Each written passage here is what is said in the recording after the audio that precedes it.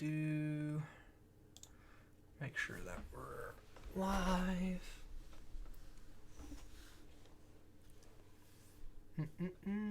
Yep, we're live now. Very cool. Should be live at least. We're playing here. Let's tweet it while we're at it. I don't know how to use Twitter. What am I doing? Going live on twitch.tv/THDV to talk about Neovim Plugin Specification ideas with none other than MJL Bach himself. Okay. Too much hype, TJ. Too much hype. Too much hype. Okay, cool. And then let's just make sure guest still works. Very cool. All right. I'll just walk you through a little bit of what I have right now. Yeah, that sounds good to me. And then when people start coming here, we can start chatting a little bit more. I mean, I pretty much don't have any exciting code, but the parts that I think are interesting to think about would be somewhere in RTP, you just add something in config. We can just make a new folder, right? And it could be something simple like this, testplug.lua. So this would be basically auto configuring stuff for the plugin test plug. So plugin can register itself with this name, test plug. Oh, I should make this bigger. Yeah, I was about to say the compression is pretty bad. Oh yeah, that's true. That's the only bad part about the streaming from over that. So I'll actually just close this right now and do this and then make this even bigger. Okay. That's perfect. So this part here for simple cases is effectively could literally just be written, as test plug.json, and we just search for both of these, right? Mm-hmm. Where we have, then you could have something like enabled, true, etc. Except I hate JSON, because why can't you have trailing commas? Right, but so then we could just have basically these simple ideas. Yo, what's up, Antonio? Where we do things like this, and then you could just have, these would be the same, basically, right? We can ignore the maps one for now. And so, for simple cases, for simple users, Stupak, we've been live for 30 seconds. For simple cases, it would be basically exactly the same, whether you write these or not. Obviously, then if it starts to get more complicated, for telescope, you're going to have to pass Lua functions around sometimes. Or if you, want to configure, even Neovim Compy or something, and you want to put something as on complete done or something like that. Well, okay, sure, you're going to have to write some Lua code to make that happen. Or you can embed the string and just we could exec it as well. I mean, it's possible that we can do that, although I think that's maybe even worse for beginner users, because you're writing code in JSON strings, which is kind of painful. Right. I mean, I imagine the JSON's not really the target of the users generally. It's more the target of whatever configuration GUI or configuration-based plugin. So it's fine for it to paste in some random, machine-readable, super long exec Lua string. Yeah.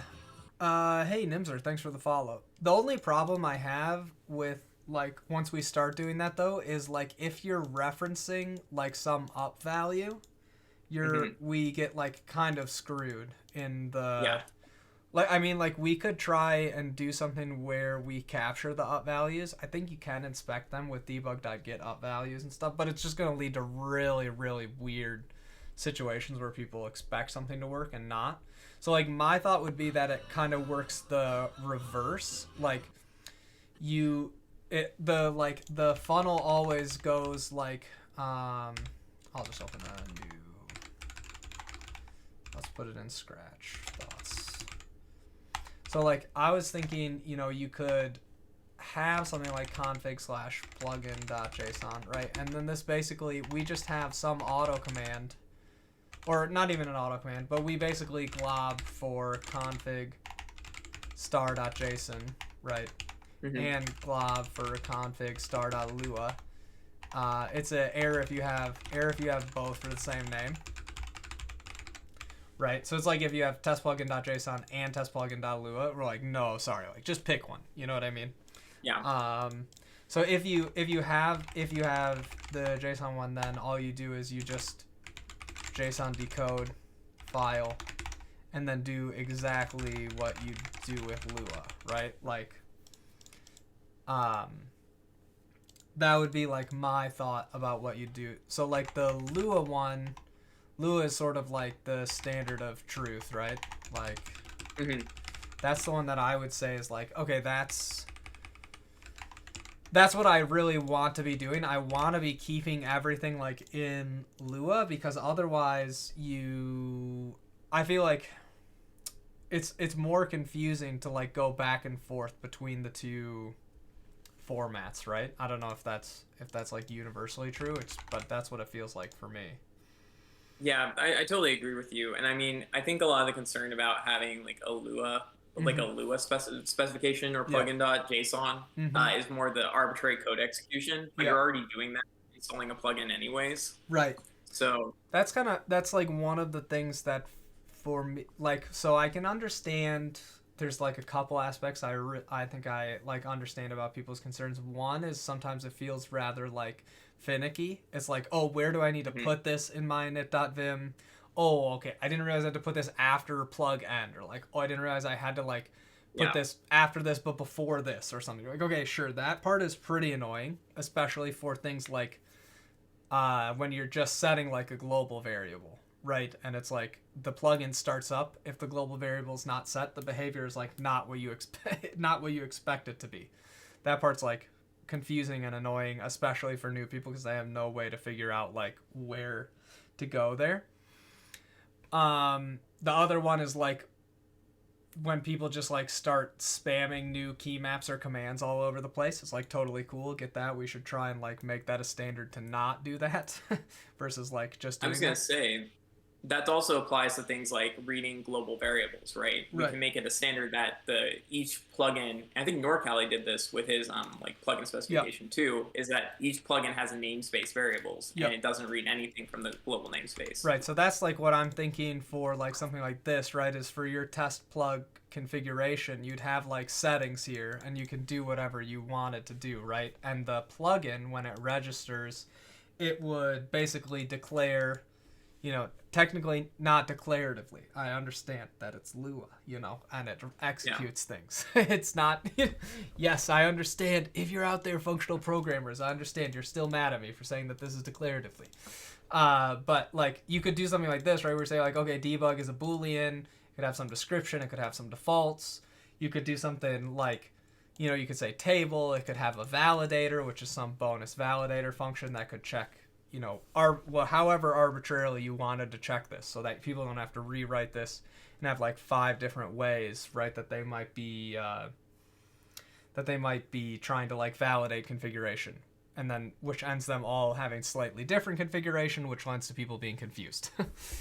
So I think like if we did something like this, then the settings are all just set here, and you don't have any global settings, right? The plugin would ask for these basically by doing something like, you know, plugin, I don't know, get setting, I don't know, debug. Or we could probably just do something like plugin.settings.debug, right? And we just use a meta table. Yeah, if this, then blah, right?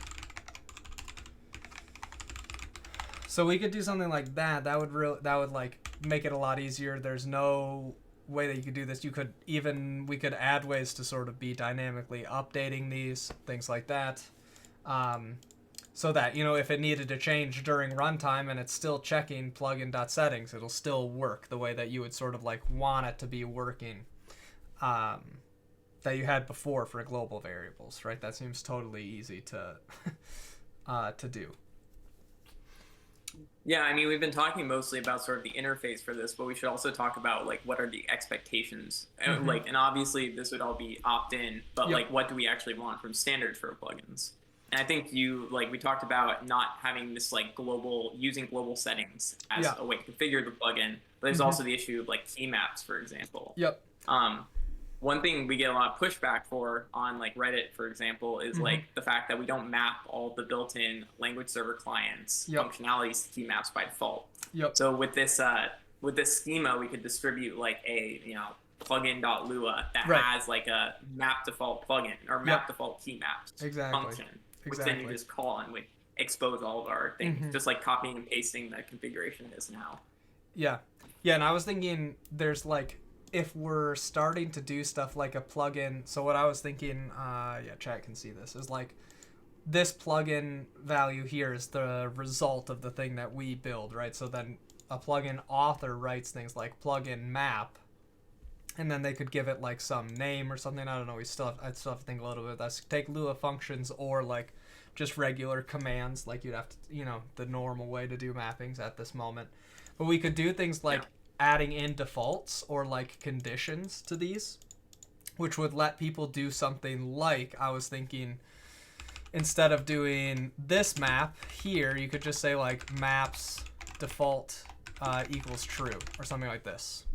And then this would basically be your way to say like, yes, please just like map all the things the way that you expect. So if you were doing it for LSP, then it would just be like default equals true, and we'll just load those up in the buffers that you expect like LSP to be working, for example.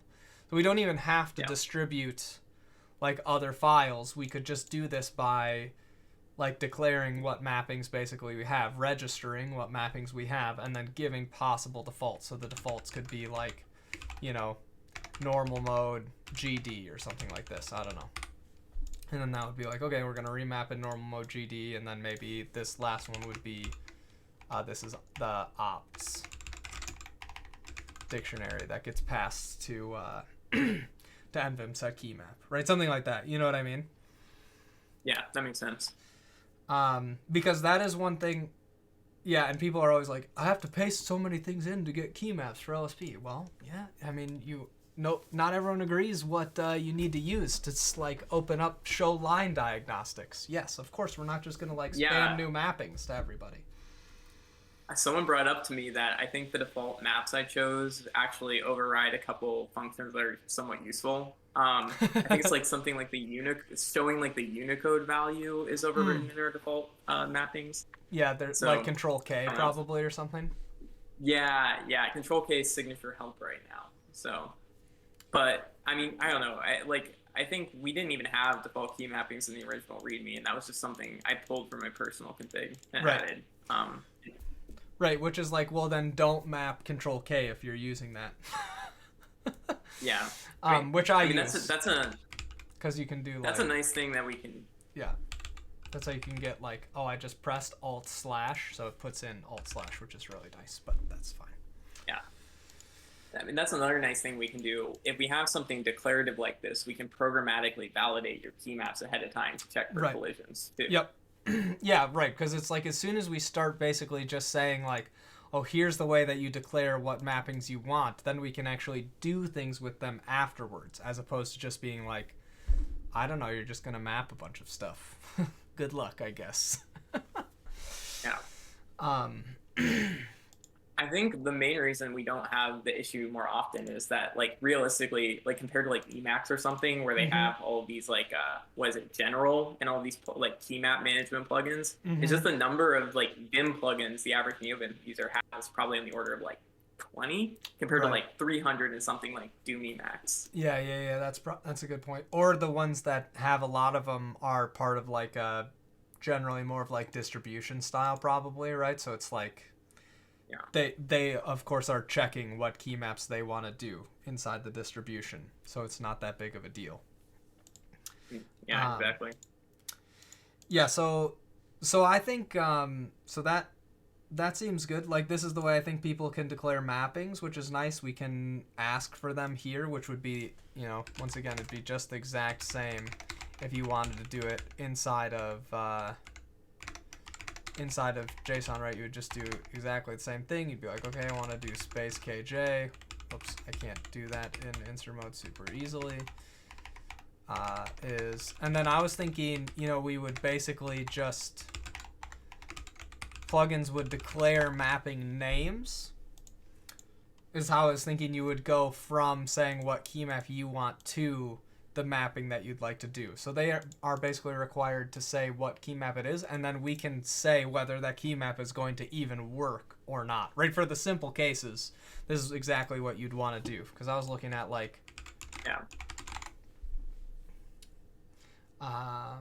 copy here.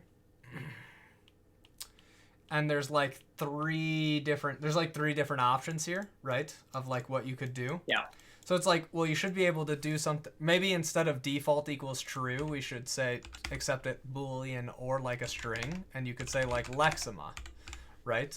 And then because that's apparently one of the plugins that you could do this, right? And then Neovim copy could set these up for you with the default ones, given that you want to use lexema or something like that. I can zoom in on this too.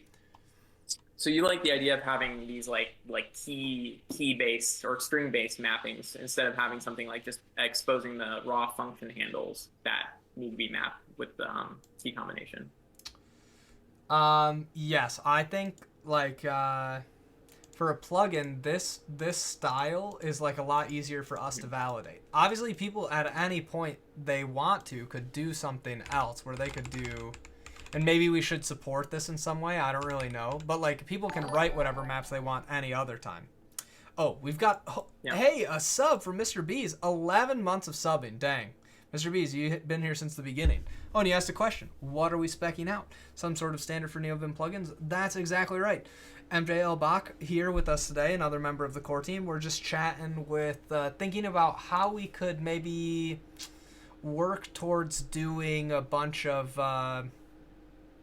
simplification and standardization of ways that especially newer Lua plugins could basically register themselves, so that we can have, more metadata about that, so we can sort of, statically check that the config is okay. We could have GUIs for configuring, or helper plugins or completion, or a bunch of different things you could imagine that people build as soon as data is available.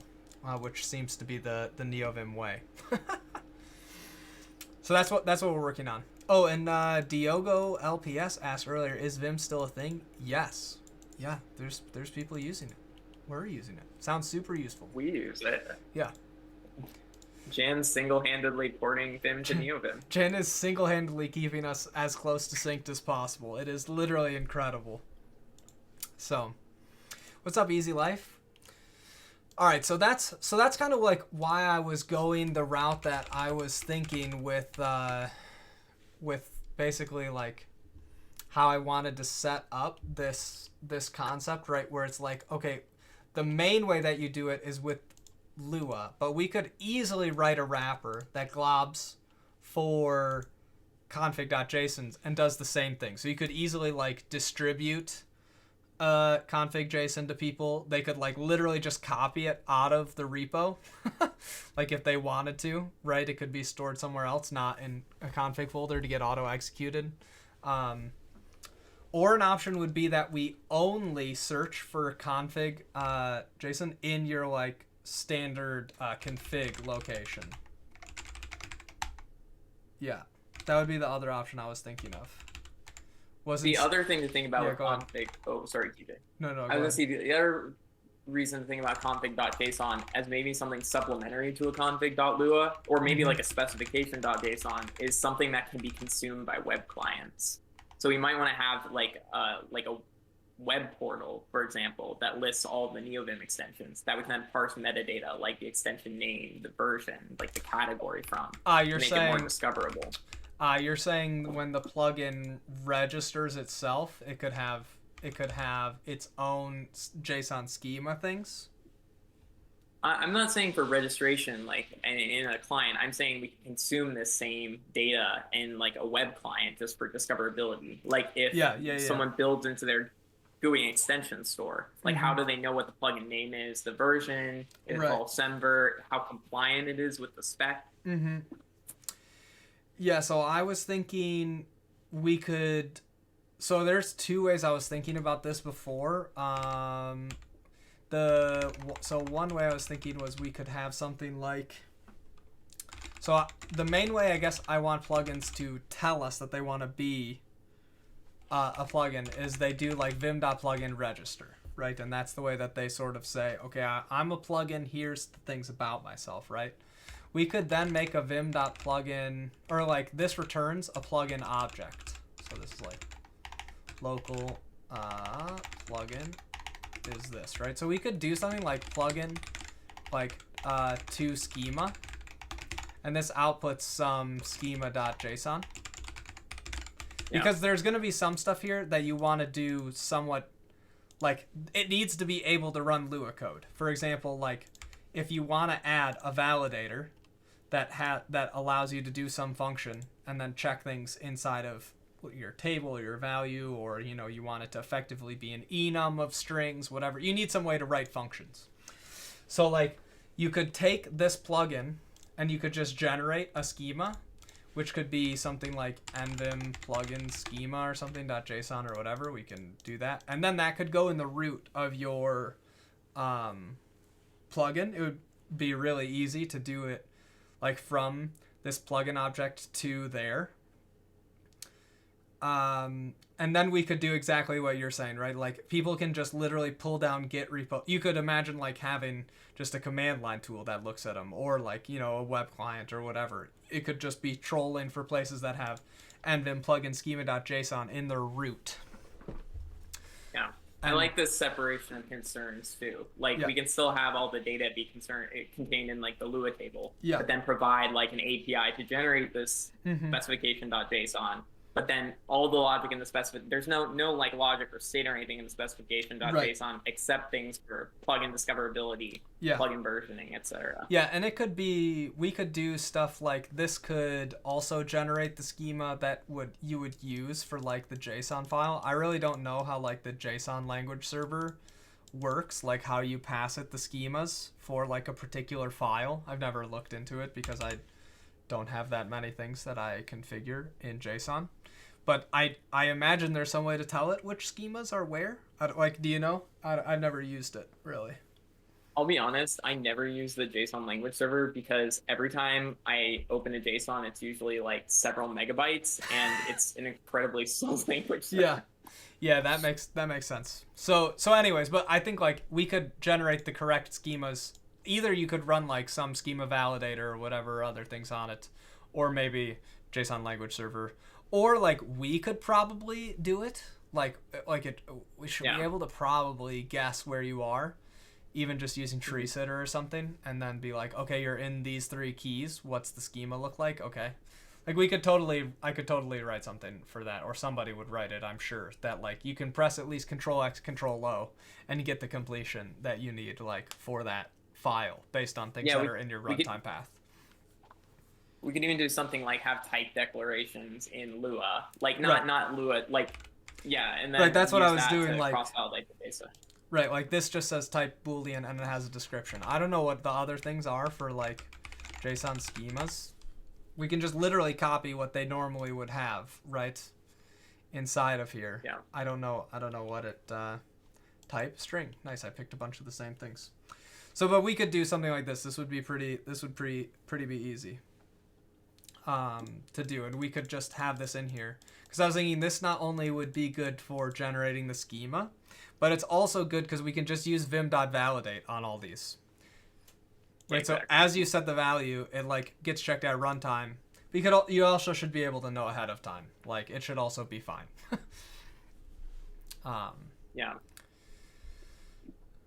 Yeah, so that's... This would be validating the Lua configuration. We don't really need to validate the JSON at runtime because that's Yep, exactly right. Yeah. Like the JSON as far as Neovim is concerned just like literally doesn't exist except to load it into a Lua table.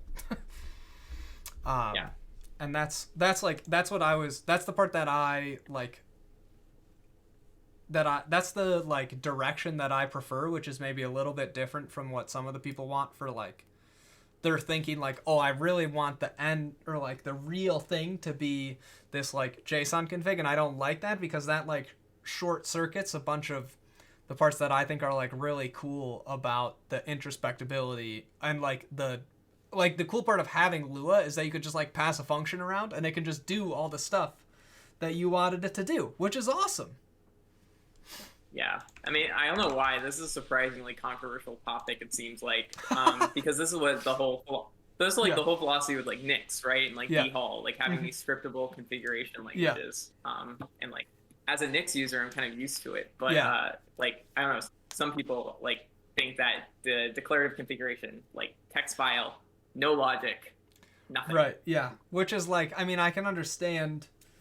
For your operating system, why you may need that level of of reproducibility, but it seems like, I don't know, people have been configuring plugins with like Vim script and like randomly for a long time. It seems like getting anywhere close to basically just saying like a Lua file that returns a table is what we're looking for is like, oh, that's quite an improvement. Yeah, I mean, like this is like I was a polyglot user up until very recently, and one thing that came out, like I don't know if you saw this conversation with Jawworth, I think it was on Matrix, but like polyglot was actually setting a bunch of like global default settings for Neovim, like to swap files and backup file settings that like, no one knew about. Yeah. And then suddenly like a bunch of issues filed and people wanting to turn them off. But like if we can get away from plugins doing that, that would be huge. Right. Mm-hmm. Or at least just making it obvious that that's what they're going to do. Like, for example, I think even for like NVIM comp, right, there's they probably have something in here for complete opt, right? It's like you must set complete opt to these things.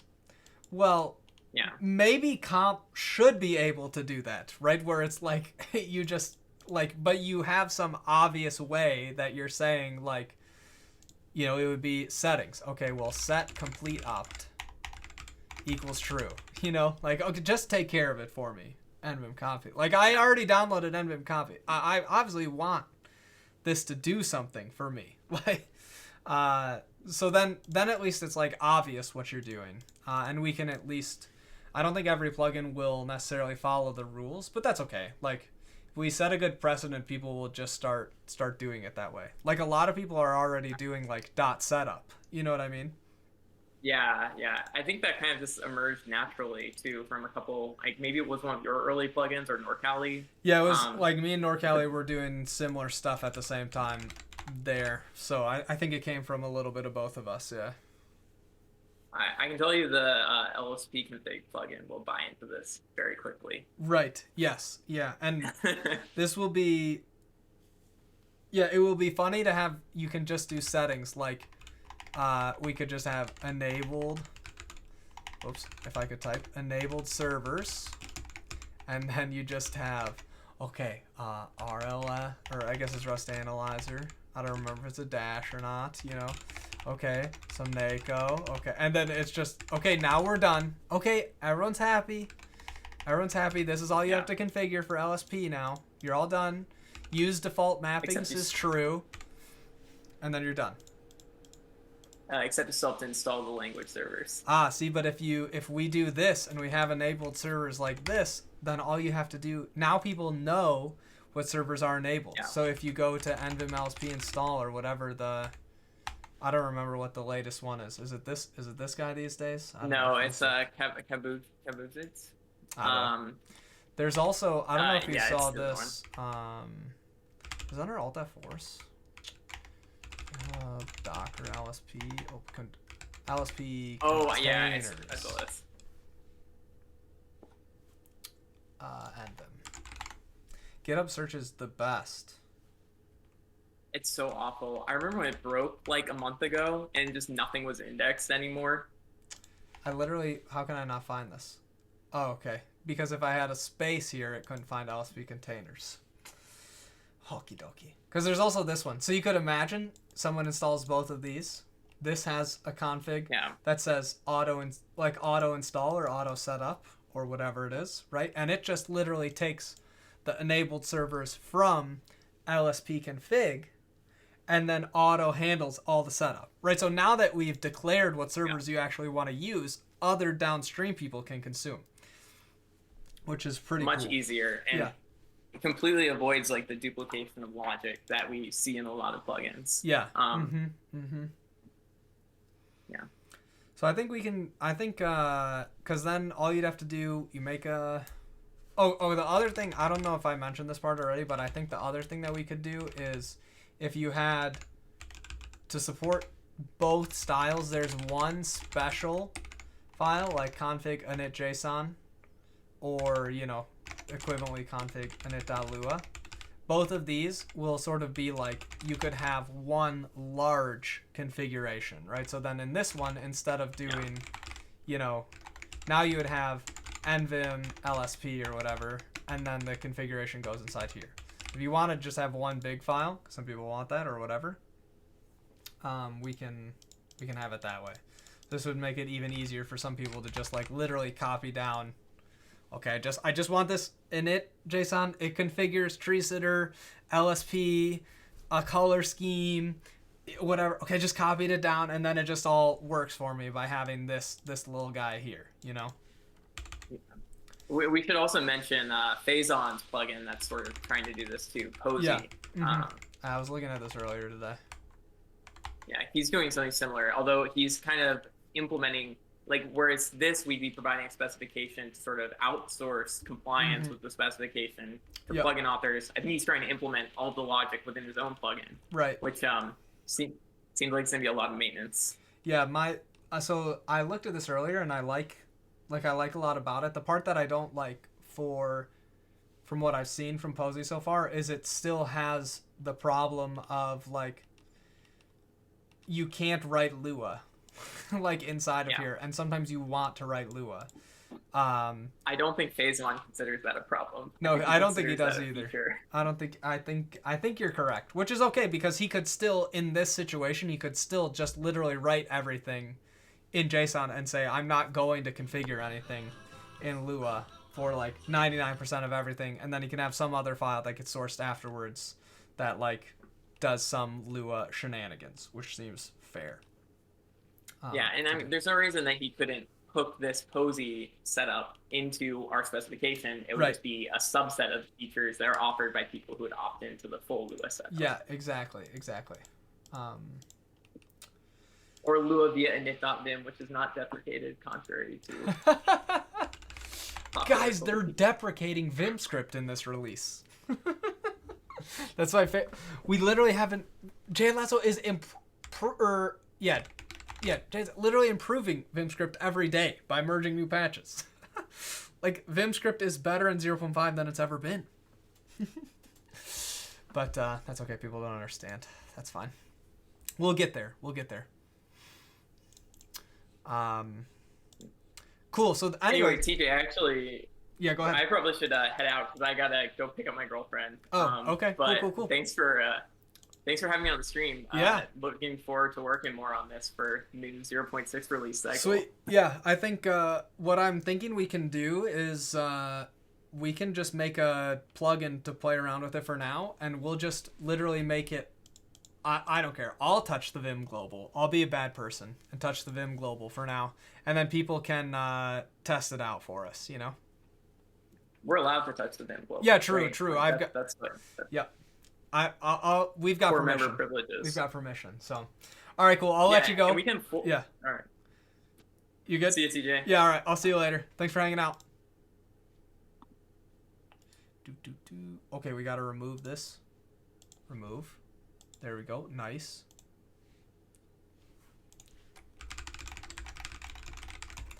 All right. What's up, chat? Clidine, you missed the fun part. No, now we're going to implement everything. Okay, now we'll take off guest because he's not here anymore. Okay, cool.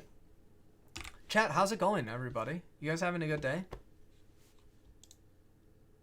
Oh, did he just call back? Hello? Did you have something else you wanted to say? Hello? Oh, I don't think he meant to call back. Okay, bye. All right. All right, chat. So here's the scoop. I want to make this This plugin. Oh, we should change this. Oh, we should add project. Dice Gote in System 1100. Thanks for the follows. Commands, edit, project, work on a Neovim. Uh-oh. Latest Endvim and Luigit to be a homebrew. Now I'm getting errors on much. Well, what are the errors? Working on a Neovim plugin specification. I think I need to change this to Vimterface too. I thought I typed Vimterface earlier, but I actually wrote Vinterface and I don't like it. It needs to be Vimterface. There we go.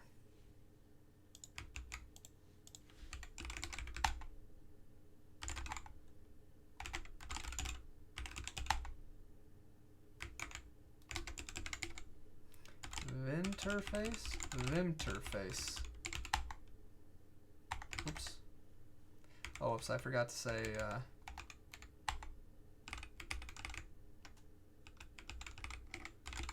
nice, there we go.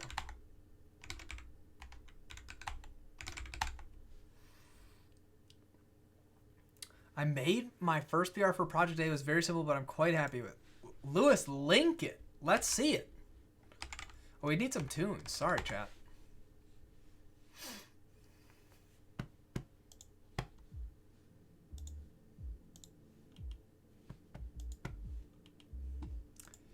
I'm on my iPad right now, so I don't remember. That's okay. That's okay. That's okay.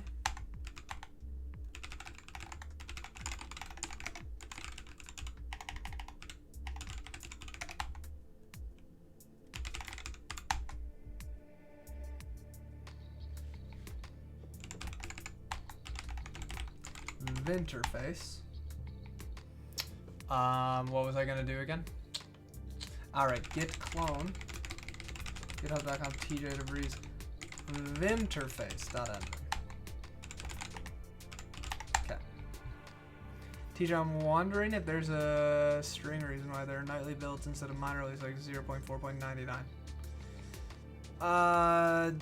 So the reason is because it's not 0.4 right now. It is 0.5, it's just not ready to be released, right?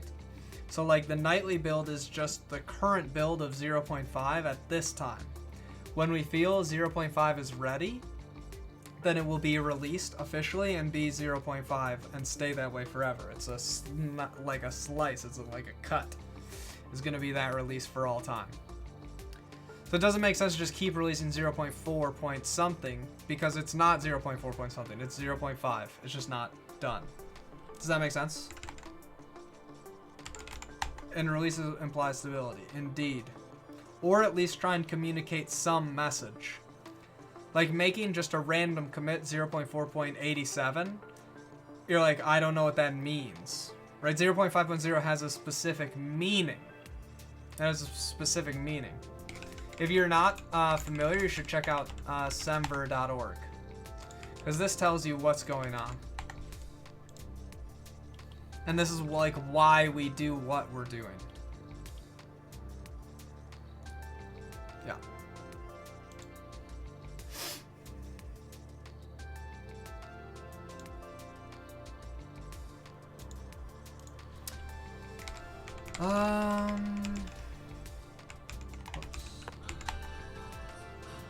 Prestigious 97, thanks for the follow. Oh, to Envim Tree, nice.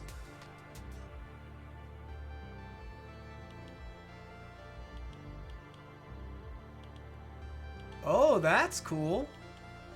Nice. That's a good looking. That's a good PR.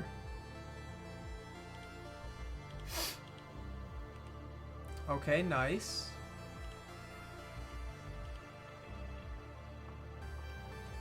Cool. Nice work. How was your day though, teacher? Work was alright. Work was great today. I really like my job. Oh, I forgot to rename the files though. Git move Lua. Vinterface? Lua Vinterface.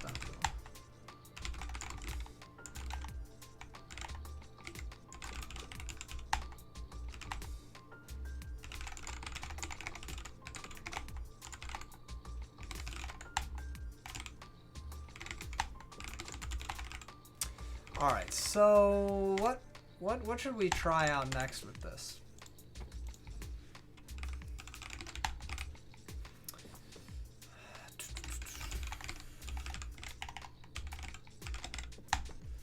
So we can already do this Vim plugin register general idea. The config JSON part's not that exciting. You can do that basically anytime you want. Settings is fine. We don't have any validation for it yet.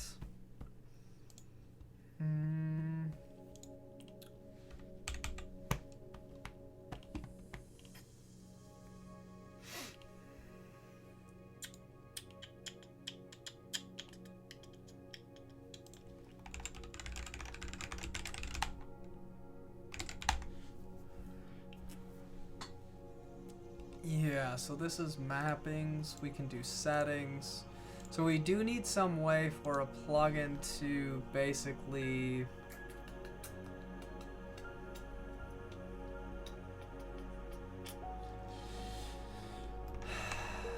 yeah, well, what? Either rebaited natives from a game up because I tried to make it behave like COC Vim and it was a lot. Huh, interesting.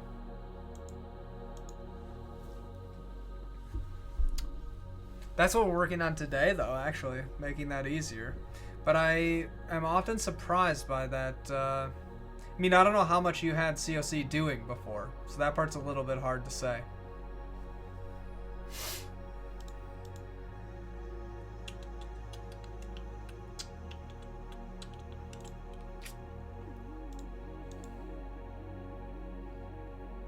Aesthetics. Have you tried like LSP Saga, for example? A lot of people really like LSP Saga.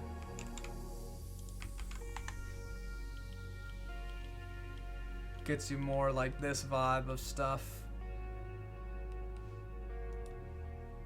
I don't know.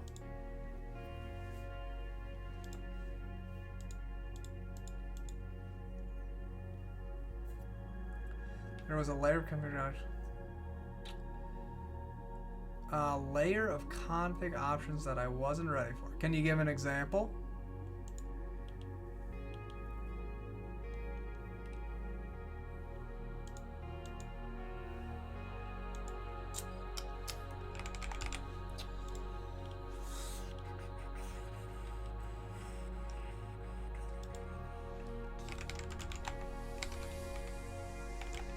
Whoops, I keep forgetting that.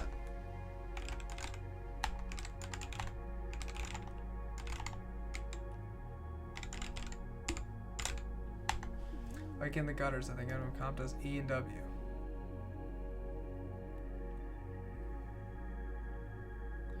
Neovim comp doesn't do anything with the gutters, I don't think.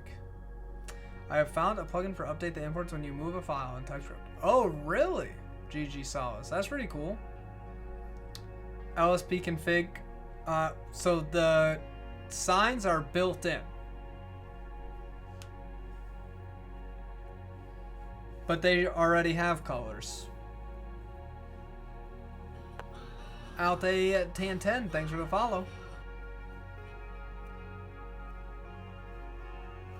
Neovim LSP TS utils. Oh, sweet. Oh, I think I'd heard of this. I already started this. Yeah, that's an interesting project. They should already have colors. Your color scheme maybe doesn't have them. I don't know. They should have colors, though. But you can just look for help HL-LSP, and this tells you all of the different highlights that you might be able to configure. So, you know, like default sign error, you can set that one if you want. The help's pretty good for that section, at least. Pretty good, pretty good.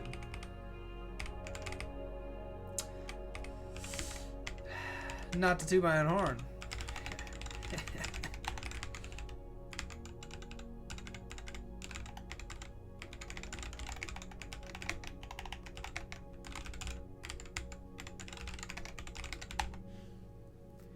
Prob's part of the heart. That's the plan today, El Sholati. Yeah, it would be for 0.6 probably. Not for every color scheme, Warforged. Like, my color scheme set them. Yeah, GG, that's a good question. I don't know. I would just open up a TS file. In general, that's how like servers all start up. I think that Warforged, that just has to do with like the current, like, you know, the COC's been around a little bit longer for color schemes to adopt colors. It's a little surprising that I thought we had defaults in, but I don't know. Maybe it clears it, or you have some other way plugin or color schemes happening.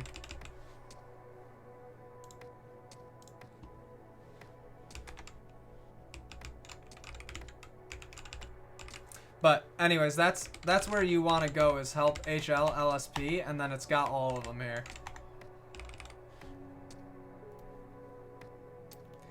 Yeah, I mean, I don't know how COC does stuff.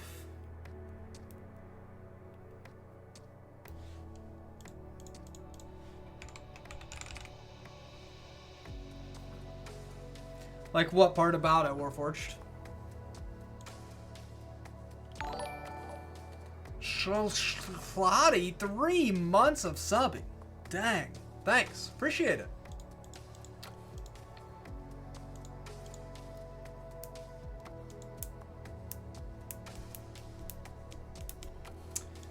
Oh, this was one thing I needed to think of.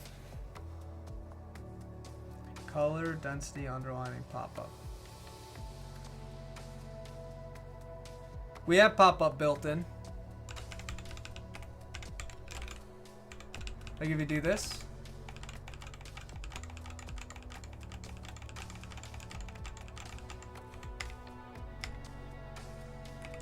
But I wasn't ready to config it.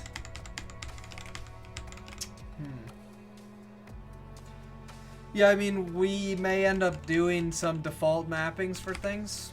I don't know. I guess, like...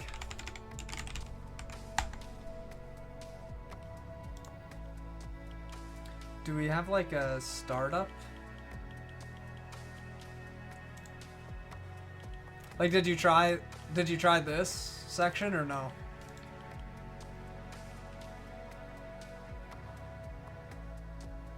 Can you tell us why is the rest of this language? Well, it's the only safe language. It's the only safe language, Nightshade. Do you want to be safe or do you want to be not safe? Seems kind of obvious. Seems kind of obvious.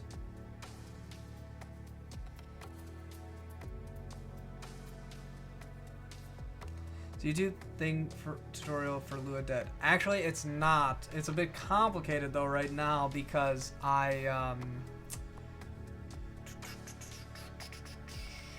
I'm actually talking with a potential sponsor for the series, which is pretty exciting, but also makes it complicated because I want to wait till we figure out what we want to do, or if we want to do anything. I can't say any more about it. I don't think right now. It would be kind of dumb to say anything about it. So we're working through that right now and figuring it out. Also, I've just been very busy, so I haven't even had time to think about recording any of them. So it's not dead. I still really want to do it in some fashion. We're just trying to figure out what it'll look like. Juarnus, thanks for the follow. Guys, and the sponsor rhymes with Schmade Schmado Schmedgens. I don't know if you guys know anybody who that could be. I mean, that's all I think can just help LSP, basically.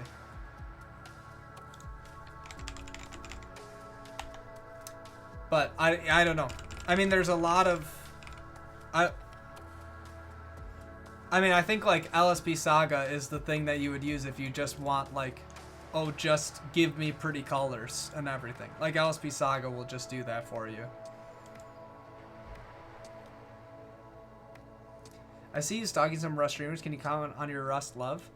Yeah, my favorite part about it is how long it takes me between, like, hitting enter and starting to do things.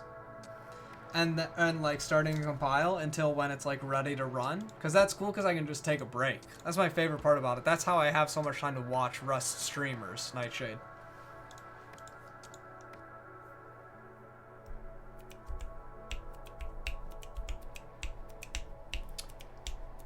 Yeah, so it's like I don't know. I haven't looked at the defaults in a long time, but like I don't have that much stuff going on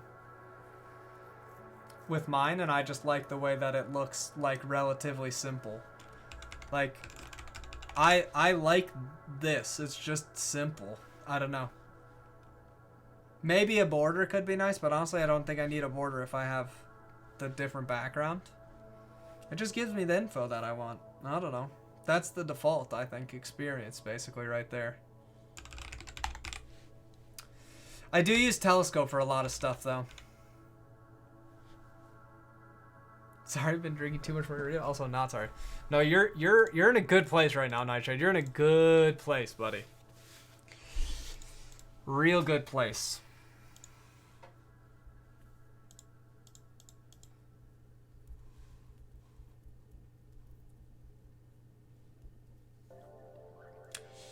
I mean, I'm definitely not going to say that every aspect of it is as easy or as pretty as COC when you start up, though, Warforged. I'm not going to deny you on that part.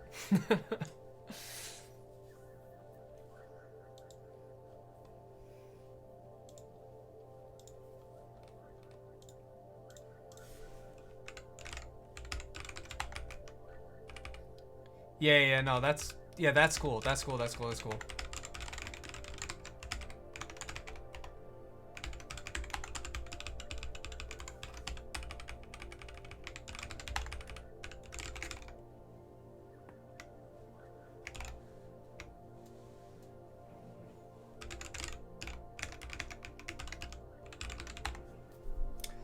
So see, works for me. There's a bit more than I was expecting. We'll leave my branch here for now. Yeah.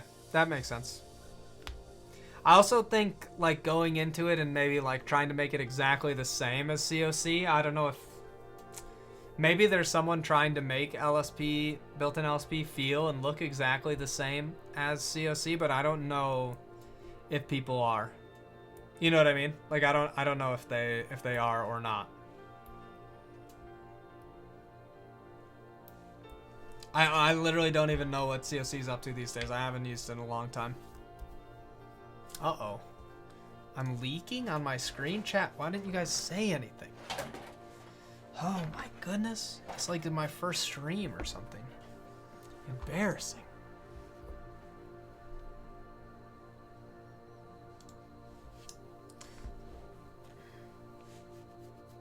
I think there will probably be something like that as time goes on. I mean, it's not even officially released. MLSP still niche. Yeah, I mean, it's like we haven't even released it yet. You know what I mean?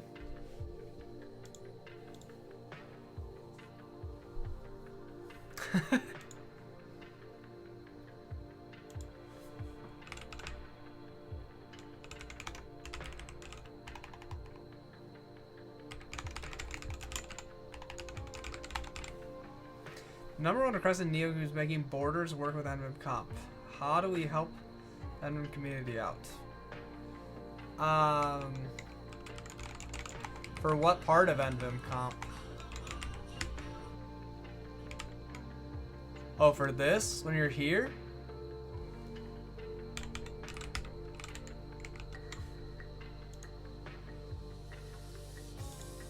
Do people already...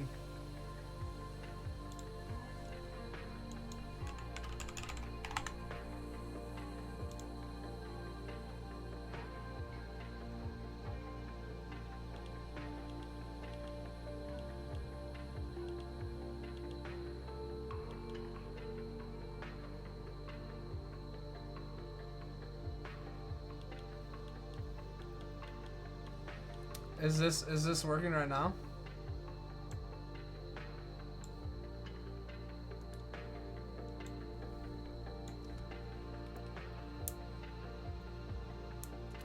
Oh. Wait, this one? This window here? The pop-up menu?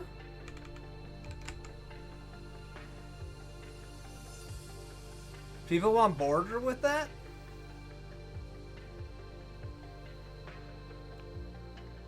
I've never even considered that would have a border.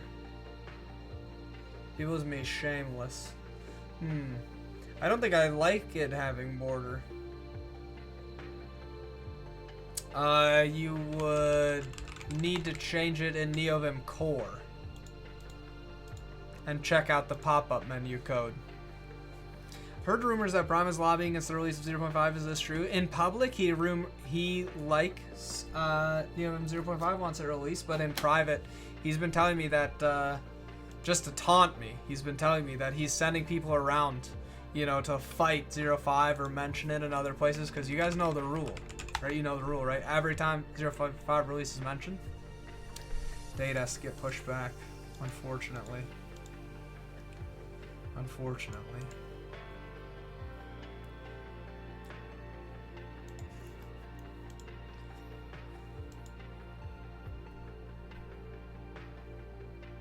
Unfortunately, he got me there.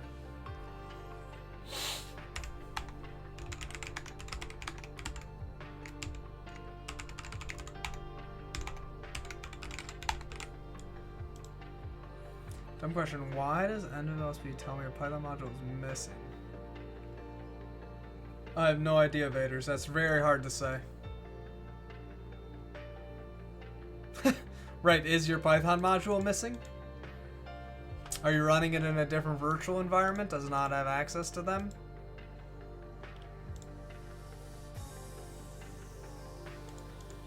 So how would this work?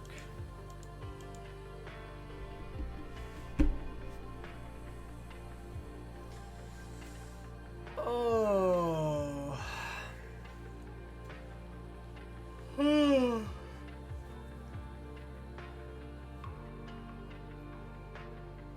Like, how would you replicate this?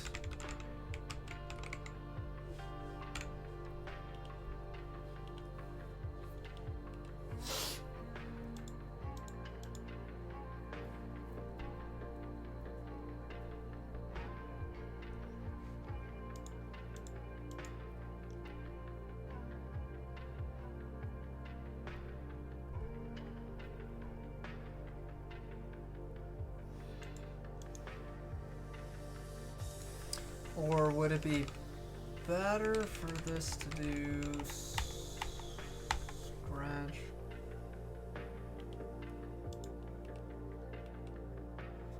I need to think about this one. Teacher, you good with the regex? I'm okay. Probably not that good, honestly.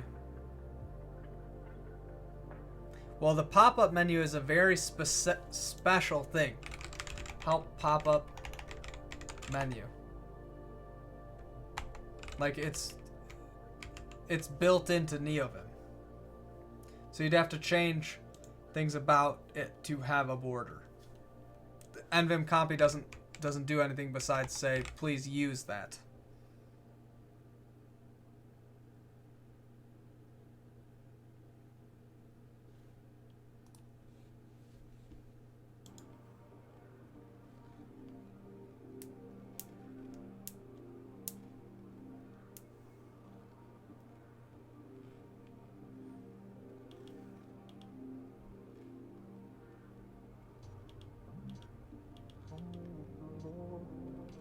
Oh boy.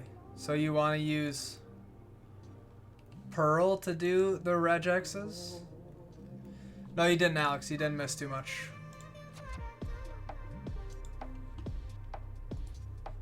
Oops. I did the wrong thing. I don't want you guys to see this. I clicked the wrong thing, chat. You guys saw everything. You saw everything.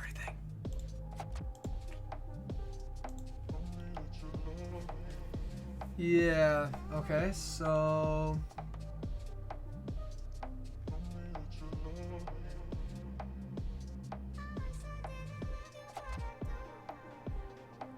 why not do something instead like loop over the lines from one to one and just replace them?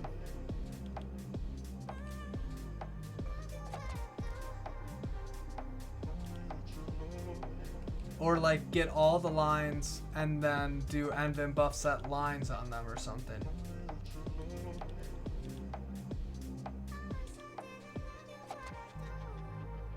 Wouldn't that not be as fast instead of doing the entire document? Well, have you tested how fast or slow it is?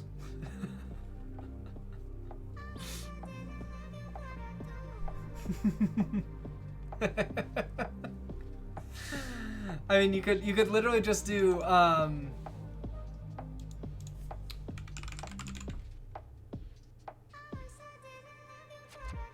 like what if you just do local lines is, you know, Neovim buff get lines here. Then you do call system Perl stuff table.concat lines, right? And then Neovim buff set lines, you know, result.split. Like, why not just this? This would work, right?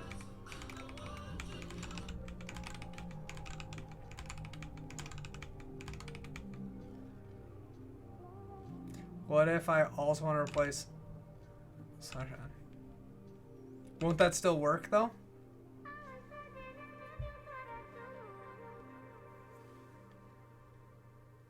Because if you did like buff number, you know, line 1, line 2, then you got this result. Result could be, you know, 1, 2, 3, 4, 5, or it could be result could be 1, 2. It doesn't really matter. Won't that be fine? It'll work. Like if I take this right here, call and then I'll set lines 0, and let's say 1 to 5, and I say just hello, right? So I take 5 lines and I just turn it into 1. That just works. Again, Neovim already does that for you. Tom Dabrowski, thanks for the follow.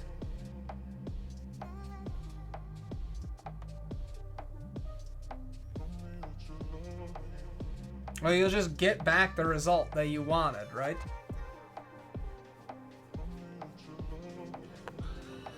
Kamo, thanks for the follow. You see what I'm saying? Like, you get a result. You do Neovim set lines 0, 1 to 5. This is just your line 1, line 2. Do this. It doesn't matter. This just means don't care about some stuff. And then just set it to the result.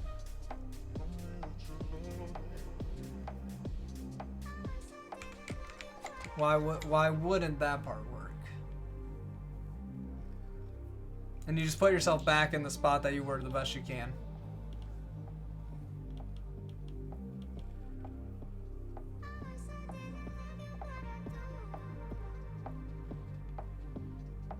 Donate $20 for you to rewrite the whole thing and submit a PR. Well, don't donate $20. Let's see if it actually works.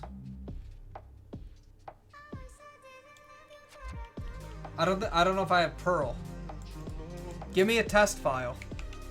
Give me a test file right now. Give me a test file and a test substitution that you want to do, Warforged. Send me a gist. Don't donate $20 though until I do have Perl. Look at that.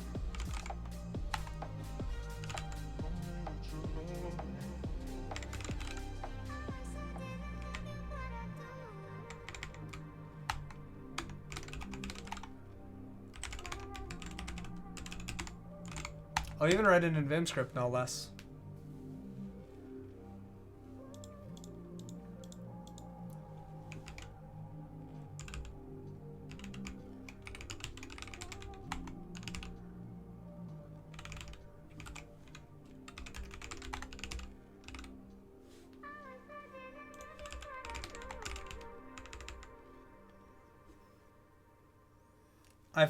I mean, I just don't use Perl. I'm just saying it's probably there.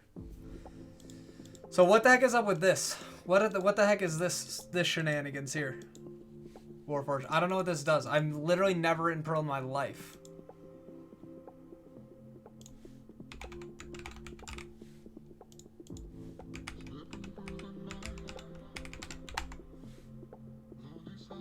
Line 1 makes error messages prettier. Display below. Substitution placement not terminated.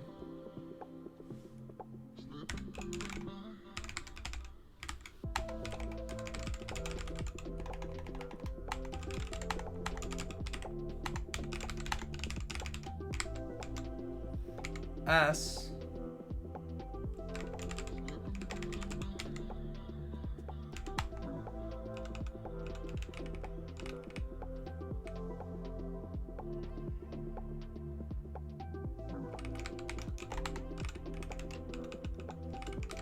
What did I just do?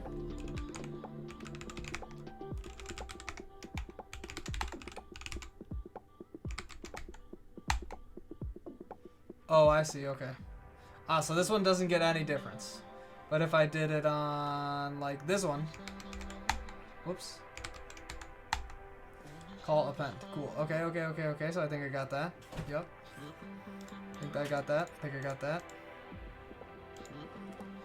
What's up? No. Correct. Okay, and then we'll do her other medicine tonight.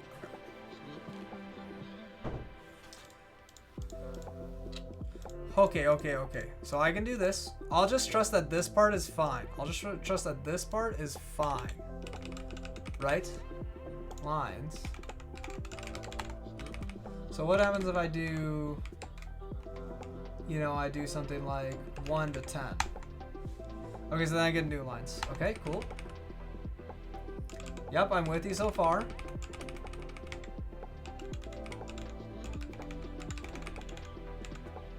Okay, yeah, okay.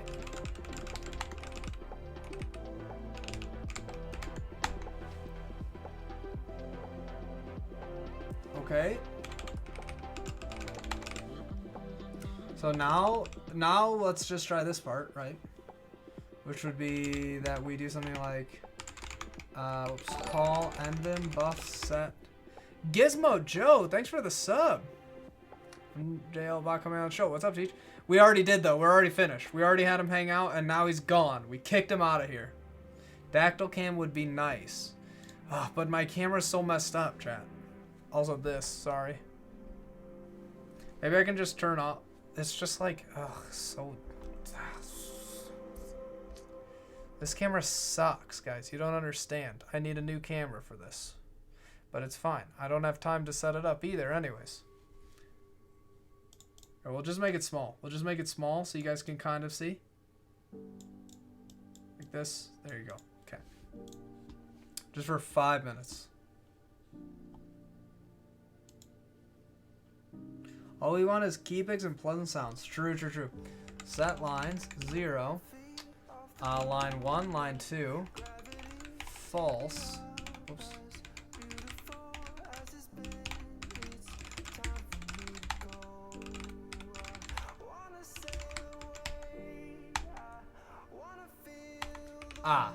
A classic.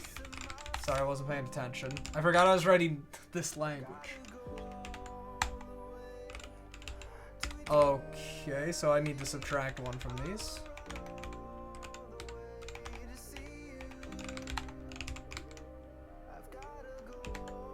Oops, that's not what I wanted to do. Oops, 1. Oh, so I don't do this one?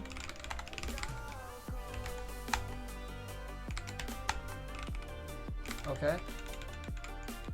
Get line. Get line. Okay, so that just works, right? I'm just done, right? Like this is all you had to do? Am I crazy? I'm pretty sure that just worked, right? Because here's get line. I don't know, give me a Perly thing to do inside of here, Warforged. Tell me something to type in here to make sure it's actually doing something exciting.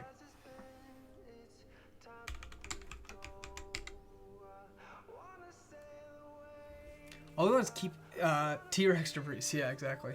Use weird chars. I don't know any weird char. I don't know any weird chars, chat. I don't know anything about this part. Yeah. Backslash.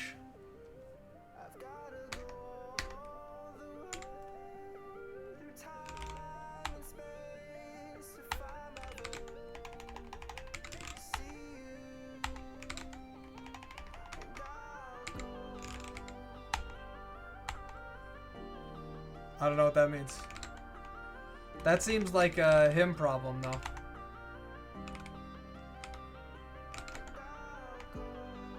Well, what am I supposed to put here? Oh, did I just type it wrong last time? Oh, we got it, chat.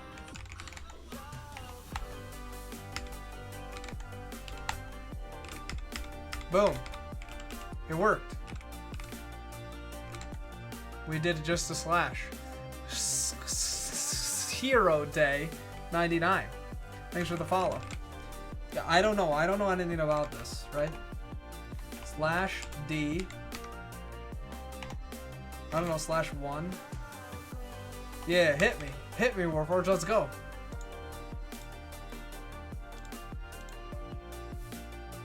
At the bottom of the file. Okay. Okay. Line 1. ABC. Line 2. Def. Like this. You're saying? Just like this? Yeah. I'm there. I figured that's what you wanted. Was like this. Okay.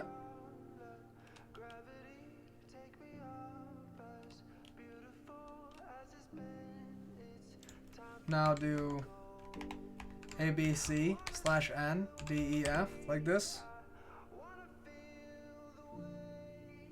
Okay, sure. S new line.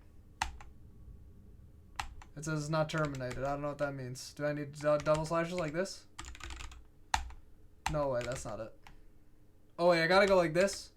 New line like this.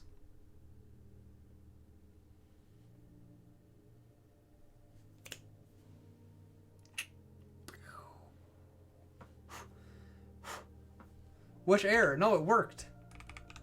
Look. That worked.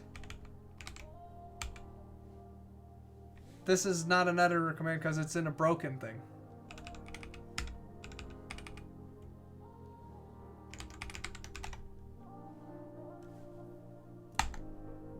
It worked. Try in a diff file. What do you mean? It just worked though. There's no error at all. This is just my LSP. This is just my LSP. What? This isn't a command. It's telling me it's not a command. See? Put those 2 lines in a separate file. Okay. A, B, C, D, E, F. S. New line. There's no errors in Neovim. It was just saying, it was just warning me ABC new line def is not a Vim command.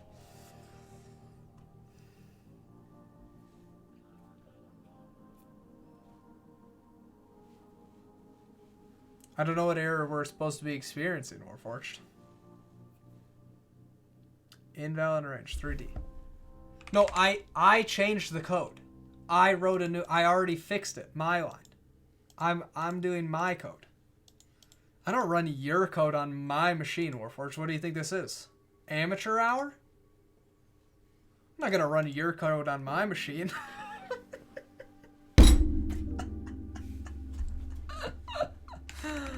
Ah, shoot.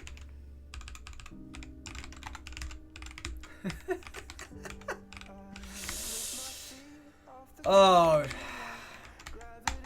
Yeah, that's yours is busted.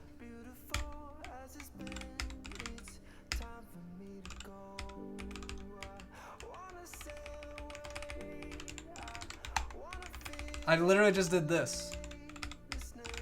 I just said, just like I said, call nvim buff set lines. This is all you need to change. I think it's gonna handle all the situations for you.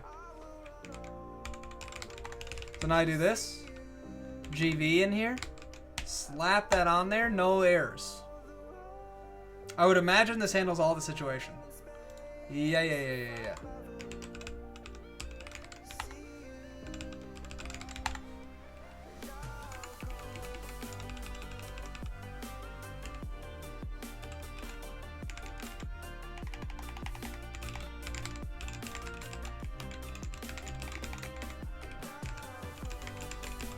Oh, that didn't work. Okay. That's fine. Yeah, this will work.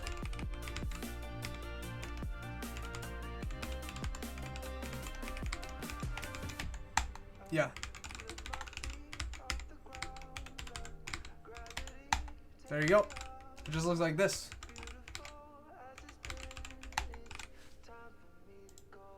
I'm a potato.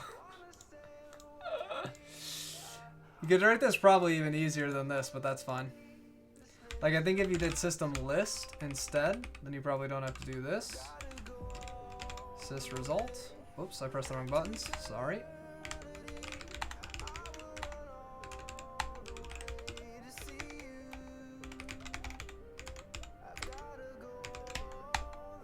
Yep.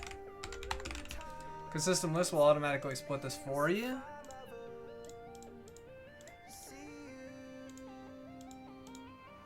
Yeah, I don't think you even need this part. We're not even doing anything with the cursor position anymore. %s sub g.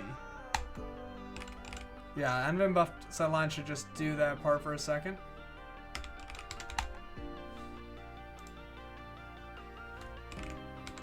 Help system list is the only way to check for this. Returns an empty string on error. I don't even think you need to do this. That's fine though. This is whatever. Can you make it regular Vim script compatible? What do you mean? This is regular Vim script compatible. Or are you saying regular Vim? Legacy Vim?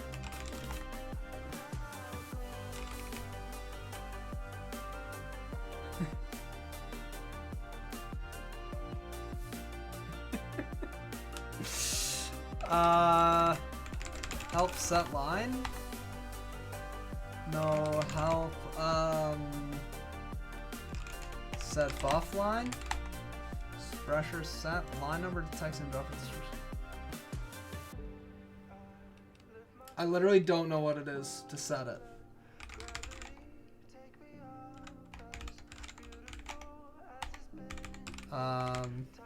Set buff line, set buff var. Set lines.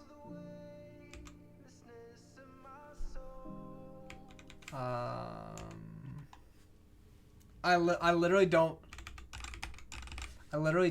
know what it would be.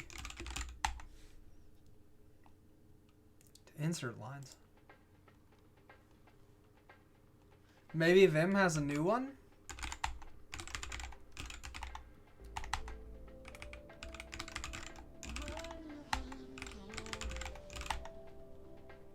I actually don't know what it is, Warforged.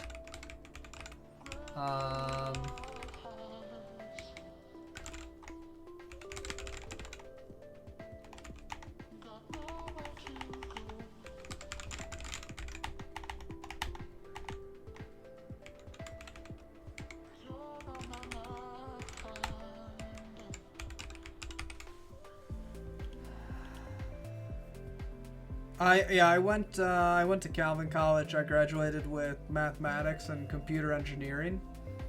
But I mean, a lot of like the stuff that I know today, I learned after I graduated.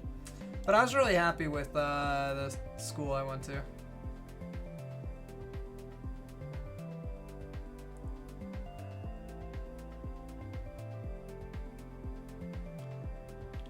I actually don't know, Warforged. I can't do it. I literally don't know how.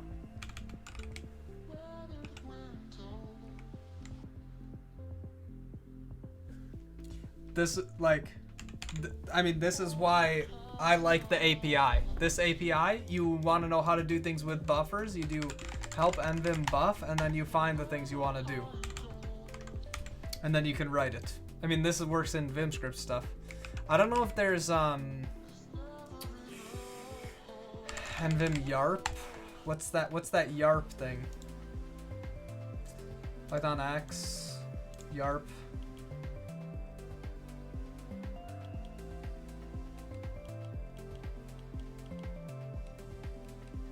Doesn't this have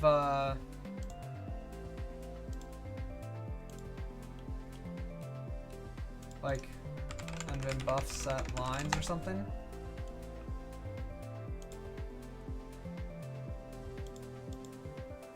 I thought maybe this would have the right wrapper.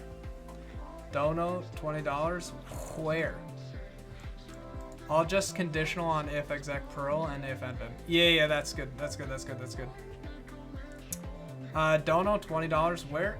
You can do it on, I think I got a PayPal link right on the bottom of here.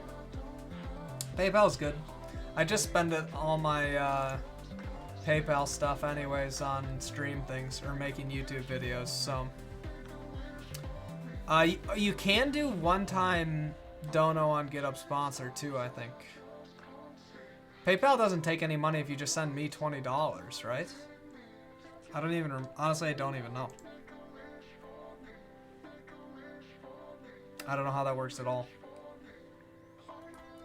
Oh, do you need this, Warforged? Or you got this? I can make yo.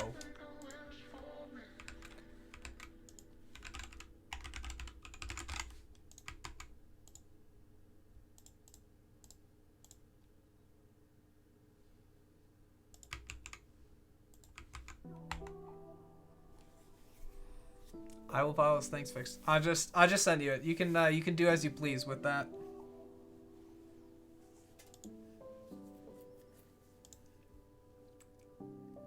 Yeah. That's a cool little thing though. That's pretty cool. How that works.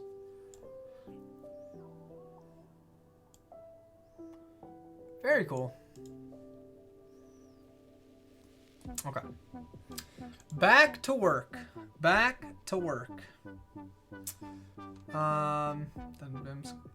Yeah, I mean, it's also like if you're used to Perl's regex, right? Then. Oh, oops. If you're used to Perl's regex, then it's like you probably just want to use that, right?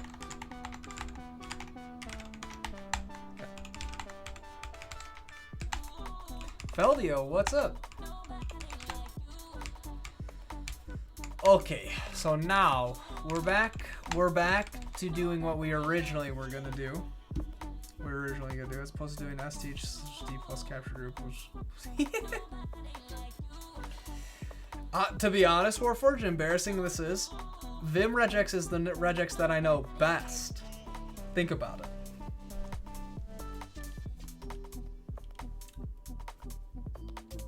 I'm doing great, Feldio. How are you doing today? Anything good going on in your life?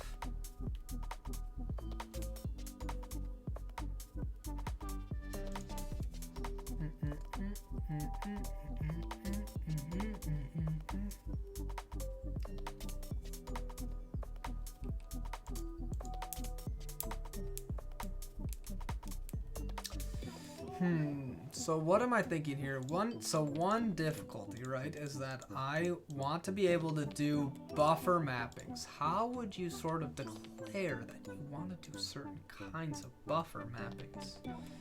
You could make a custom on GitHub sponsors.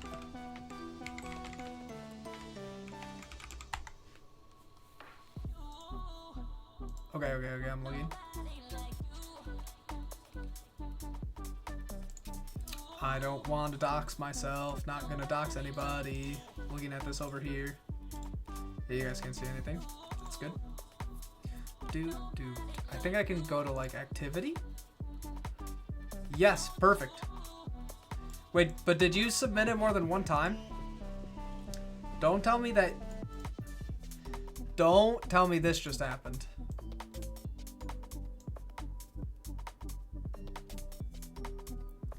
Don't tell me this just happened. Why isn't this letting me see save as? How do I open this? Ah, shoot, I don't want to dox myself part 2. 1 second, chat. Nope. I don't know where it saved this. Shoot. This one? Oh yeah, here we go.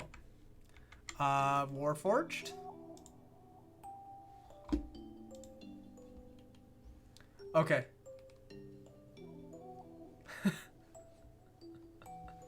Okay, good. It's still there for 3 times. So if you get charged,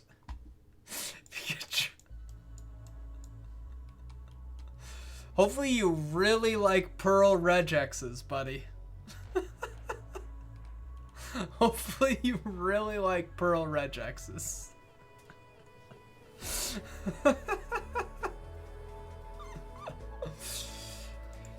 Oh man.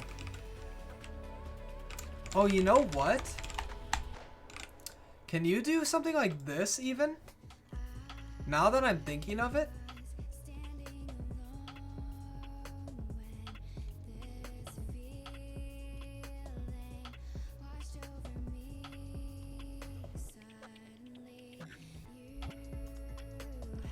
I wonder if you can do... Can you just use Pearl inside of here? I don't think I have Pearl...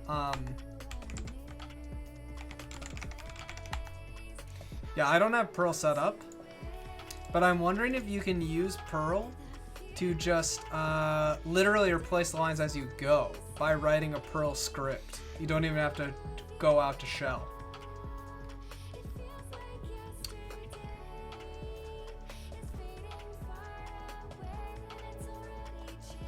Like you could iterate over the lines and you could set line 10 to equal this. Like this. But I don't know how to write Perl. No, you wouldn't be able to make it do regular S. You would still have to have your colon S, so it'd still be S. What would happen is you could do something like I'll just go into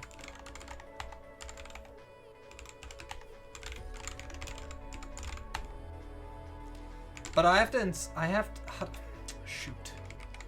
I actually don't know how to set this up. Provider Perl.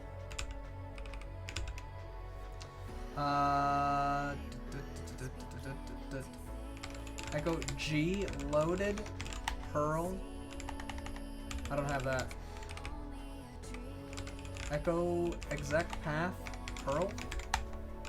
Okay. Init.lua. vim.g.perl host prog is vim.fn.exec path Perl. Alright, let's try this now. Echo has Perl.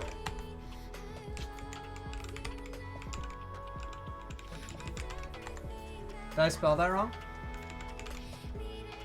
Perl host prog. Oh, that should be good. Oh. Ooh. I don't have the... Okay, I see what you're saying. Oops.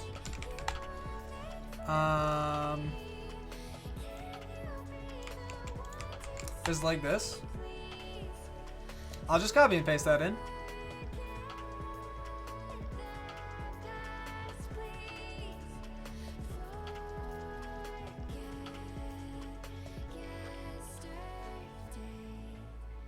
C-pen. I literally don't know what we're doing here. I don't know what we're doing. I'm just copy and pasting code from Twitch chat. Yeah, I know what C-pan is, but I don't know what I just ran. You know what I mean? Like I'm just running stuff that Twitch chat sent me. It's probably even worse than copy and pasting from Stack Overflow. Yeah, exactly. That's some serious. That's a Among Us right there. All this to get Neovim? This is like almost as bad as JavaScript. Always hate to base code from chat. True, chat. J33P guy. Jeep guy. Nice, I like the name. Took me a second. A little bit longer than I'm still trying to understand what is going on. Here, we seem to be compiling a lot of things. Did I do anything wrong? This is expected?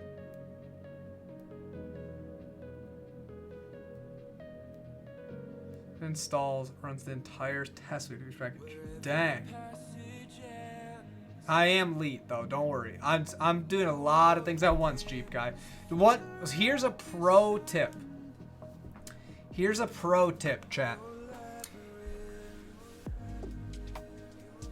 If you're a streamer, never, by default, read people's names that have leet language inside of them. Okay? If people are substituting letters for numbers or other characters and you just read things out loud, you will get yourself in big trouble. 10 out of 10 every time. Okay? Turned out this one's fine. Jeep guy. Safe.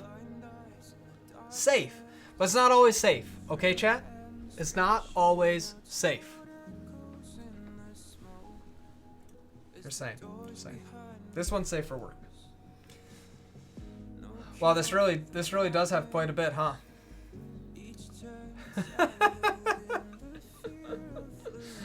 Hexa, nice. That's a good one. That's a good one. See, I read that in my head instead of saying it out loud. Because it's not my first stream.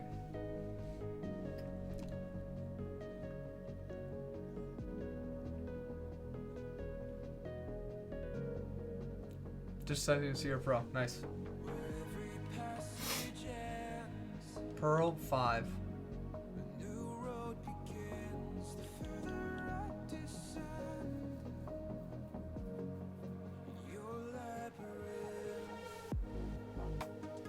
If we know what it is, I'll cancel this and run it again. I mean, it can't. It seems like we're doing about 1,000 times more doing test stuff than we are actually compiling code.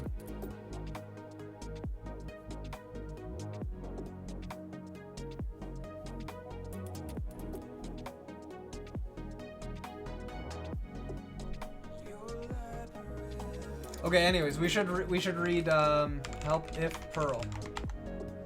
So what do we have inside of here? My line. Man, I literally don't know what these things do. Print hello. I've never written a line of Perl before in my life.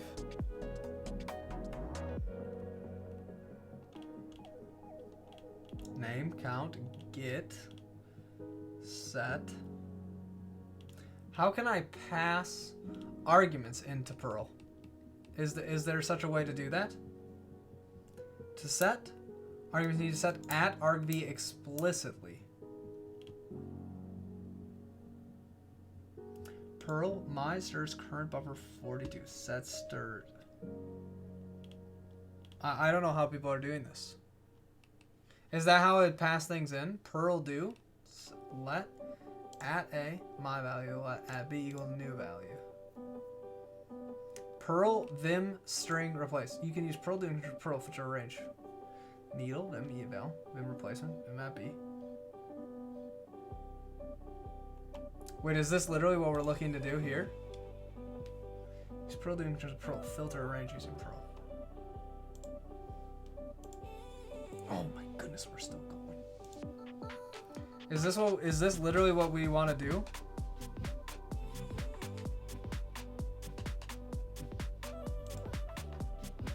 Did I not even need to install anything? Did I just burn CPU cycles for nothing? I could have been mining crypto with those CPU cycles, Warforged. Sub Perl vim string replace. Need that teach coin. Yeah, exactly. Neo coin actually is what we're going for. No, it's CPU. For Monero, you can do it right now, Nightshade.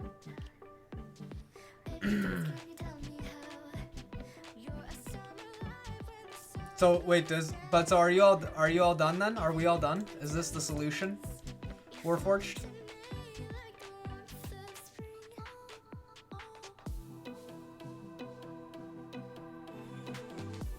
I don't know, I didn't try it. Well, me neither. I'm still compiling. It's just in help Perl do.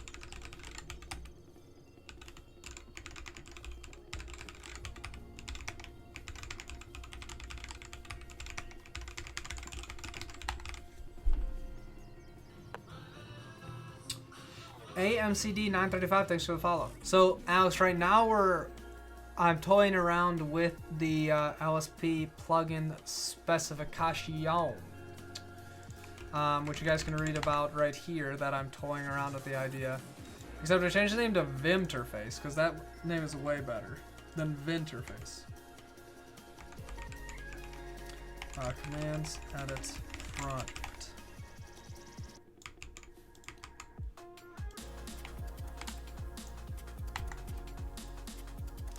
Just my luck, new PC but dead GPU. No, Bisco, are you kidding? Bisco, are you serious, dude?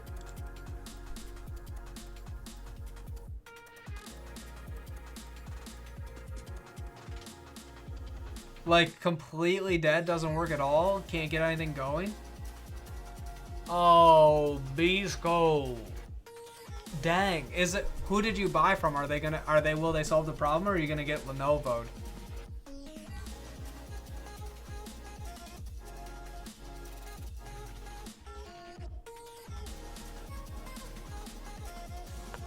Dimshion, hey, thanks for the follow.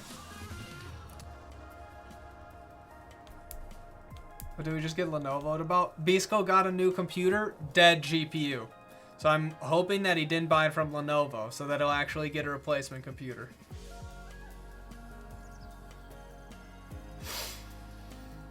Oh, man, Bisco. Sorry, buddy.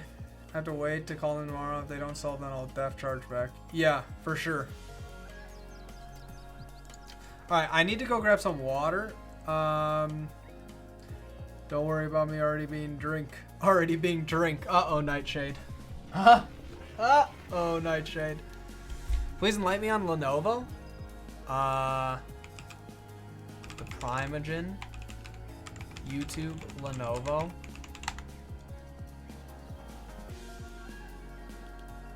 Where's Prime's video? What the heck? This isn't the right one. Hey. Oh, but look at that beautiful face. Chat, where's his Lenovo one?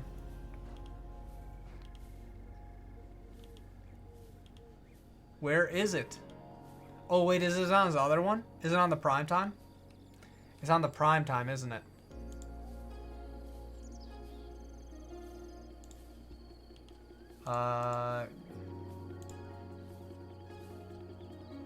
Your call is important to us. This is an absolute classic of a video.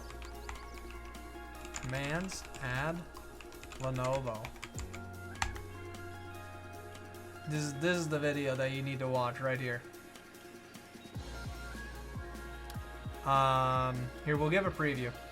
Right, Bisco? Bisco, do you give me permission to play this? Obviously, Prime doesn't have to give me permission. I'm just wondering, as what C-level suite are you again? Are you CEO of the startup now? Did you out Prime or what? Alright, I need to go get some water. You think it's good? I don't want to. It's old, right? It's old now, right? E-Suite. Oh, nice. Well, you guys can just watch the video yourself. I'll be right back. I don't want to get in trouble on Prime Channel. Okay, I'll be back, guys. I'll be back.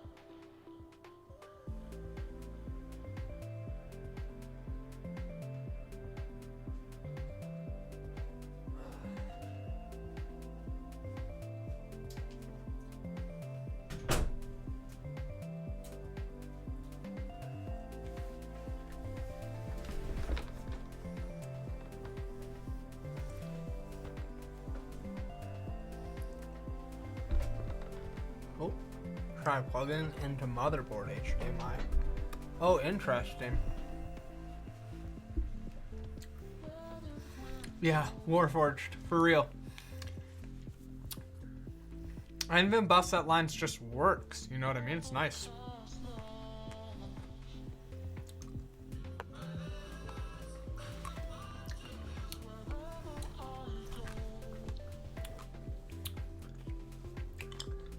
Agorismo. Is that like related to agorism? Are you talking about like agorism like this?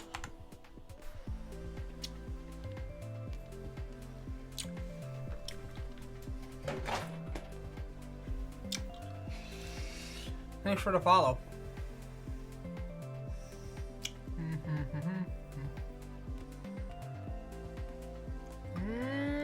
Agorism in your native language. Very cool. Very cool.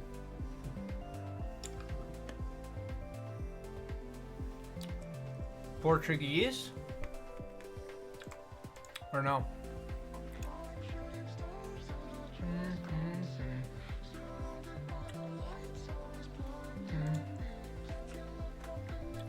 Are you from Brazil? Gotta do Brazil plus plus if you are. All my Brazilians do Brazil plus plus.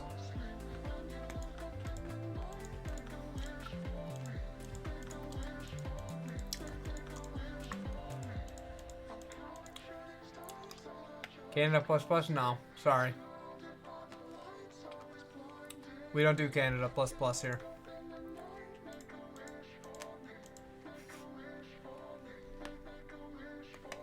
Excellent. Jamaica plus plus. Are you from Canada and Jamaica?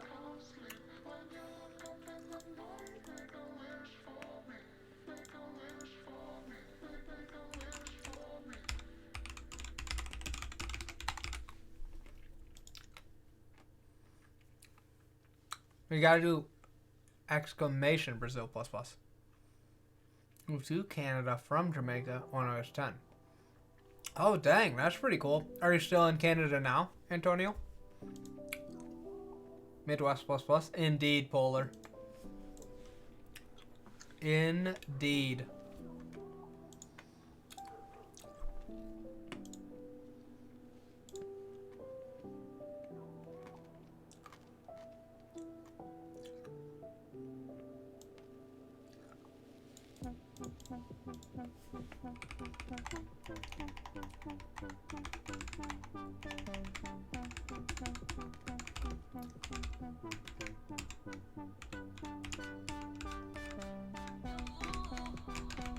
Whoops.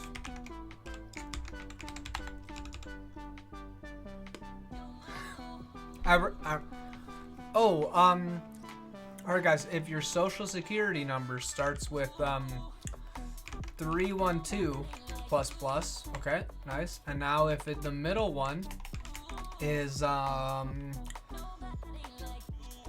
86 plus plus, alright, so everyone just just send out, those, or maybe credit card 4910. You just start doing your credit card numbers.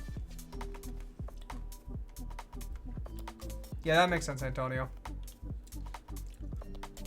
Bluff, bluff. Okay, I got a lifesaver in my mouth right now. Should just put your credit card number just to be safe.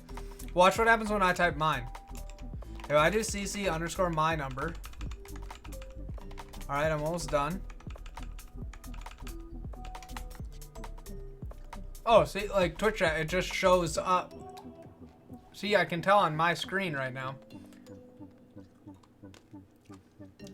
It's starred out. You guys can try.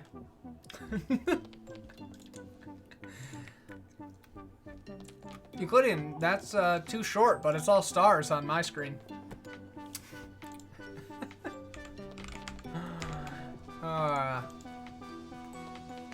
See, Antonio's worked too. You guys should try it out. And then don't forget to send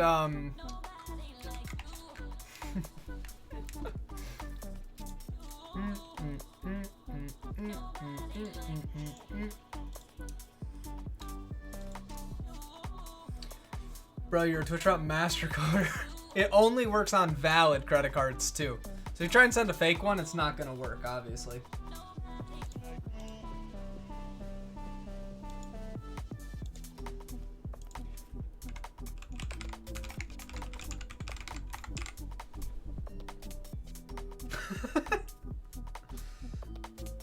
Oh, didn't work, fake.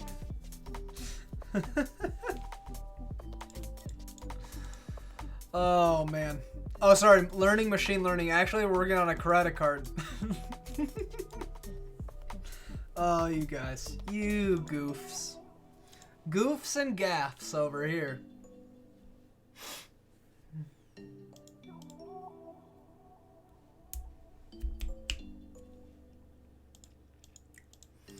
All right, chat. I need your okay. Let's roll it back from the credit card information identity theft shenanigans. Isn't there a math equation? All credit cards used to verify they're real. They'll at least say whether they're valid for different kinds of like it might not be an actual in practice one. Fun thing is that even if it worked, the bot would still know your credit card number.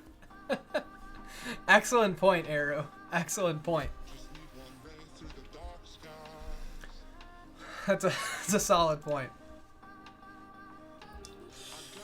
Alright, I need your guys' serious opinion now. Alright, chat. So we're working on this concept here, which is basically a way to standardize configurations for plugins, right? So you would have a Lua file. You would have a Lua file, and it would be in a config folder, and then the name of the plugin.lua. This part's not that important for right now, but just consider that part, right? So then you'd probably also have one, you know, like config. I'll just open up this README actually. You probably also have one that would be like file config nvim lsp.lua, for example, or other things like that, right? Okay, so everyone follow me so far? Chat, can I get some kappas in the chat if you're following along?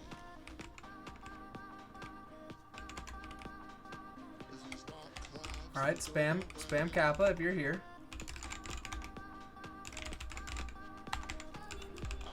Okay, cool, so chat's understanding me so far, right? So you've got this. The config file always returns a Lua table, okay? So this file will be executed basically at startup. Okay, okay. Twitch don't let me spam. G19. Oh, perfect timing on the sub message. Love it, love it. All right. So it returns a table, which will have a few basically standardized configuration options, right? One would be like enabled, true, or false. So you could just, oh, you want to turn off a plugin? Boom, you just drop in false, for example, right? It's all done. Oh, there's certain settings that the plugin has. Well, you put those inside of here. Everyone always puts their settings in the same place now. They can define validators, blah, blah, blah. All the cool stuff that you'd like to have for setting up your plugin, right? That part's nice. The next section that I'm thinking about how to work through is how to easily do mappings. Because one thing that I don't like is when plugins automatically just set up like a million maps, for example, right? Because it's like people have different workflows. Maybe they don't like using leader. Maybe they like having space, you know, whatever it is that they want. They're going to want to set different kinds of mappings. Does this make sense so far, chat? Now give me, how about Dan's game? Give me a Dan's game if it makes sense so far. Settings and enabled and stuff, sort of the flavor of what we're going for here.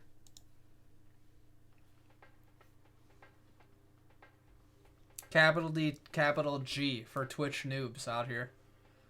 Debated. Oh, Nightshade. But Bassy, what's up? Dude, we're working on that Neovim plugin spec right now, buddy. Working on it right now. Okay, so I think you guys are following me, right? So the idea would be there's a way that you can set up your mappings. Now the problem is it will eventually move to Neovim Core. If it's a good idea, it will move to Neovim Core. Good luck, Bassy. Good luck. So that everyone can use this. It'll just be built in automatically, okay? But let's ignore that part for right now, and it's just a plugin for right now because that's much easier to develop and get feedback and things, right? So you want to declare mappings. Now for global mappings, this is pretty easy. For example, if you just always wanted to map space KJ in normal mode to test the mapping that is represented by test plug mapping 1, you know, whatever this name is, whatever it has to be. You don't even really have to have prefixes to these. Yes, Bassy, this is standardizing the way plugins are configured, or optionally at least. I mean, like, you can't force everybody to do it, but it will make it possible to do so. So this case is relatively straightforward to do, right? Because you're just like, okay, we'll just say what mode we want to do, the key map, and then the result. The plugin itself will do something like Scratch. I'll do an example of test plugin. It'll do something like, it'll say map. It has test plug mapping 1. Right, so this is the same thing that we've got over here, this space KJ. And it, you know, you can do a Lua function, we'll add some other stuff, blah, blah, blah. I don't know, I'm still working on exactly how that part wants to work out. Whatever, right? But so then if you did something like you loaded these settings. Oh, settings, oops.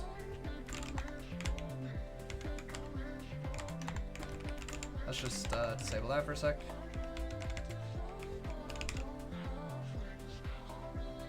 I just broke something. What did I break? 45.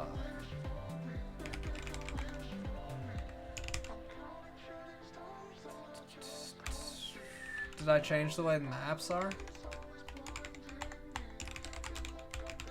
It doesn't really matter.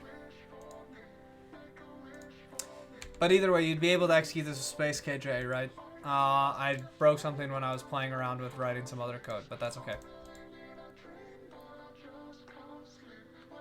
For mapping, I think there are some cool ideas for grouping maps by prefixes. Interesting. So you would want to do something like in which key? Sure, but you don't have to do that in the way that you declare them, right? You would just have like, let's say instead this was like space FF, space FD,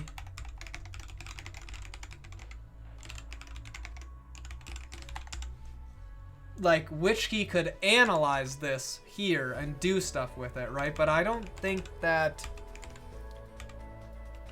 I don't see a lot of value from just doing like space and then doing like F and then doing,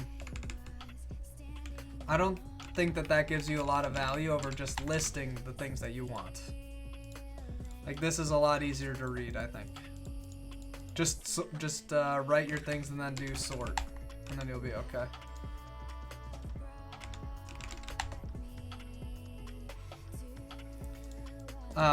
This is just to declare your mappings, right? Once you have them declared, you can do whatever you want with them after that. Flat is better than nested. That's a great point. So for this case, this part is not complicated to do. This makes sense, not super crazy. Okay? But it gets a bit more complicated when you want to do something like you only want to attach to certain buffers. So this is where I'm starting to have some, starting to think, okay, this makes it a little bit more complicated to do. So this is where I'm starting to think, okay, so I've got this one here. What if we had some way to either say that these are a group of buffer mappings? So you could basically have maps is buffer is equal to some name is equal to, and then now it's a regular mapping dictionary. So n is equal to whatever you would have put if you had just written it up here.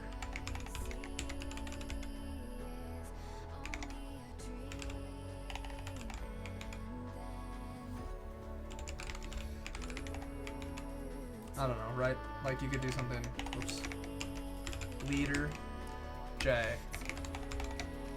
my global map. Yo, MV, I'm good. I'm good. How are you doing? Or sorry, muy bien. ¿Y tú?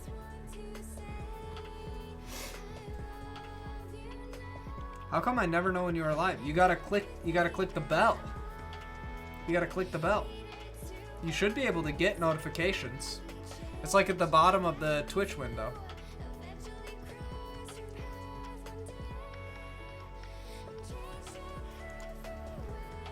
All right, so this case is relatively simple, right? Yeah, right beside the heart is where you can click to get notified. You can get notifications sent to your phone or your email.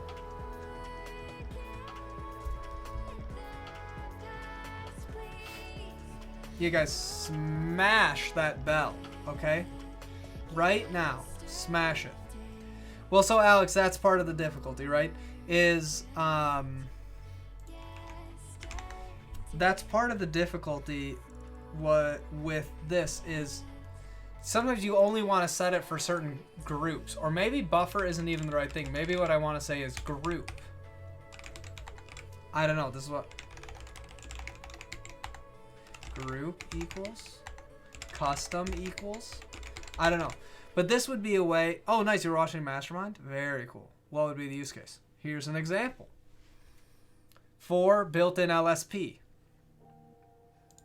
You don't want to remap GD to LSP definition in every buffer. You only want to map it in buffers that you're attached to. Right? That's literally how LSP works. That also works for a lot of other different kinds of plugins. Maybe they're only going to attach when they're in a certain file type. Maybe it's other things. So it is a conditional mapping. Sure, maybe we could say conditional. But the thing is, the user should not necessarily have to think about what the condition is. The user should just be able to say, I would like my LSP mappings to be this. Oh, sorry, this should just be like LSP formatting or something.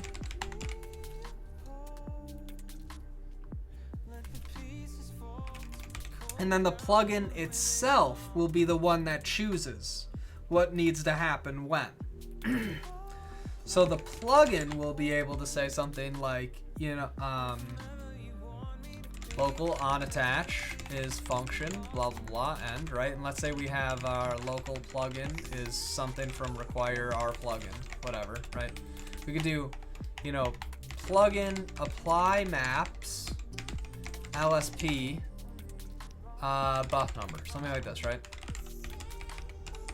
So this is not exactly, it doesn't really matter exactly what the code looks like right now, but this is the concept that you'd be able to do. You'd be able to just say apply maps for to this buff number, right, for a certain group. So it would only map what they want to do, and it would map those. But this means the user, so it's expanding remap. So it's expanding remap. Kind of. I think of it more that it's standardizing the way that basically plugins and users talk to each other about what they want to get remapped. It's going to use exactly the same infrastructure under the hood,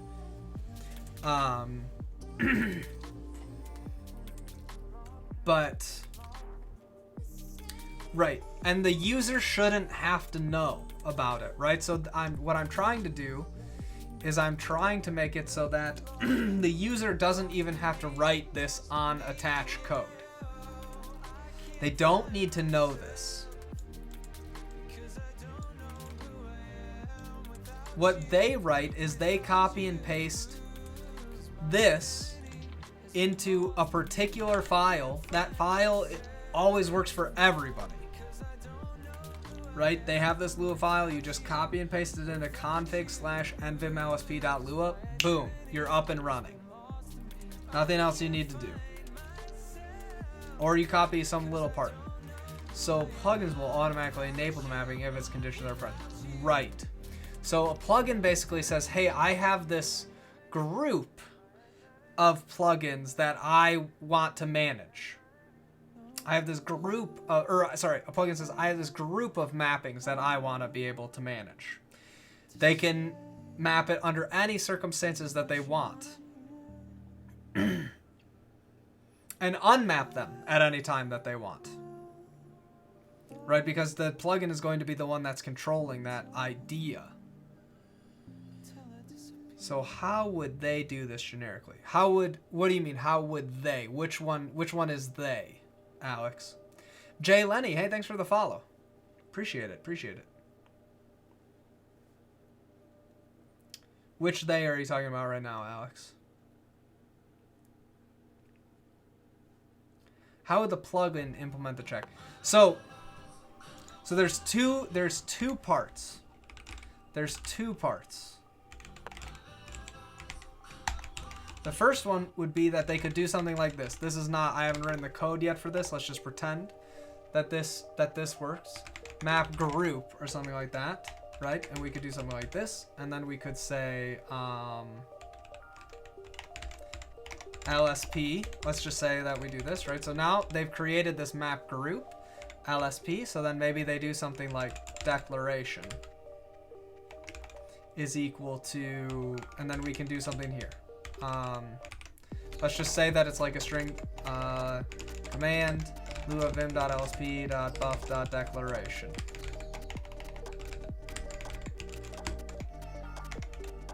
I don't know what else we'd need to put in there. Maybe this can just literally be a string for right now, right?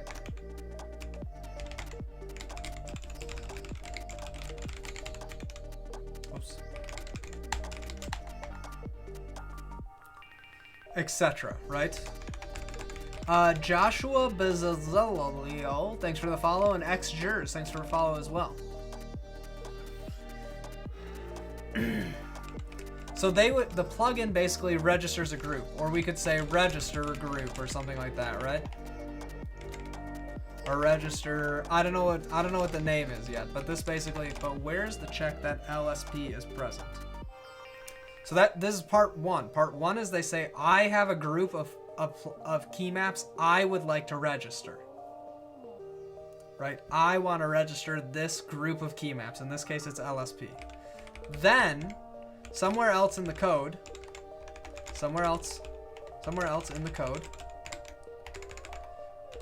they define an LSP on attach function.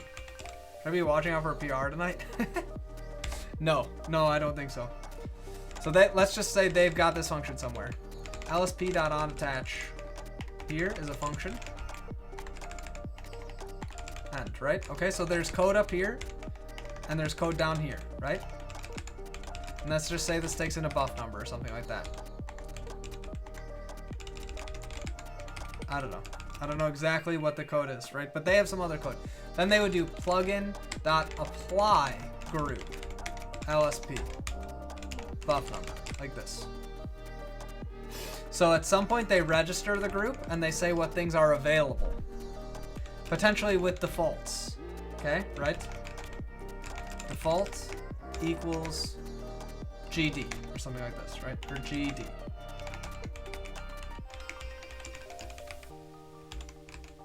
Default equals GD. Maybe they've got this going on. I want a project-wide search. So we'll look for moment.js string in all files allowed by get ignore. Can telescope do that, or do we need FCM? So you can do telescope, grep string, search, equals, declaration. In your case, it would be moment.js. There you go. Then you could send it to quick fixes by control Q.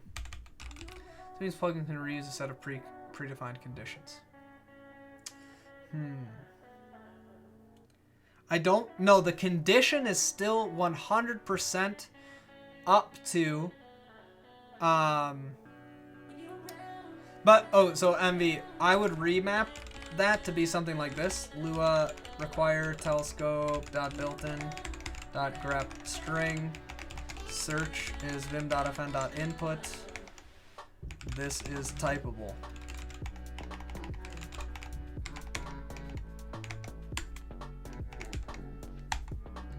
Then you could do declaration like this, and then it searches for that. I would map this. I have a mapping like this. You can change whatever you want to be for the input. So Alex, they define a group of mappings.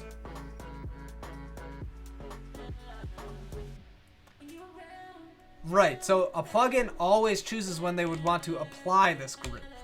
So a different plugin might do something like auto command star.py Lua require my plugin dot plugin or whatever, right? Apply group Python mappings 0 or something like this, right?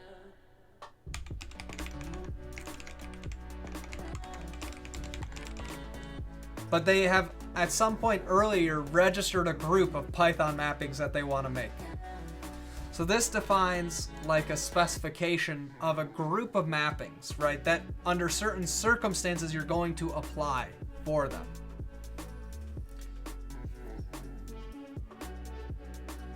So if you do that, and potentially they might all have defaults as well, right? Maybe they all say, oh, I'm normal mode.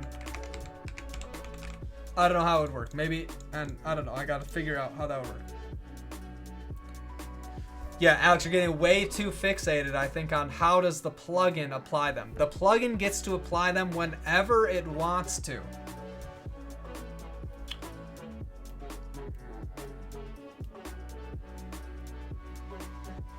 Yeah, grep string searches the entire project.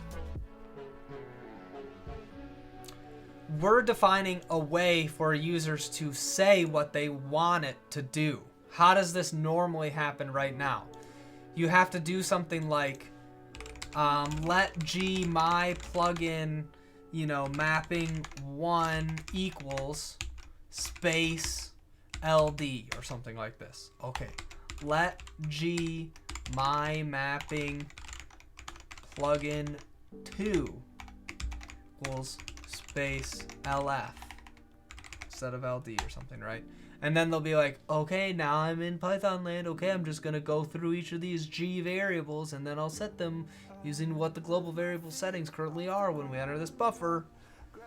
I don't want to do that situation because there's no introspection. There's no ability to check and see if you're missing a key. Right. It's not just that you're not using globals. The main part is that it allows you to do things like validate that these things are allowed to be done.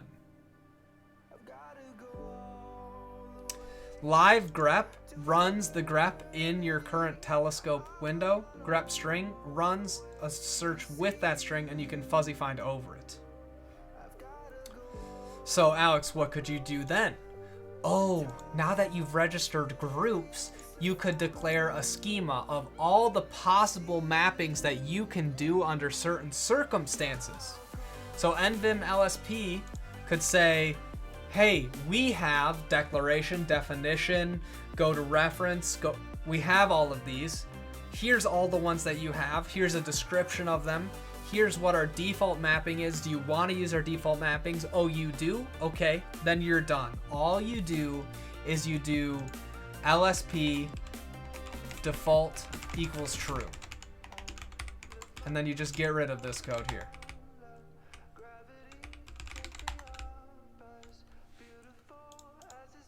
And it does it for you. Right, you see, so there's a whole new world of thinking about how we could configure this for simple use cases if we're doing things like this way. And this lets the plugin control how they want to map these. So if they needed to change the auto command, then they just change the auto command.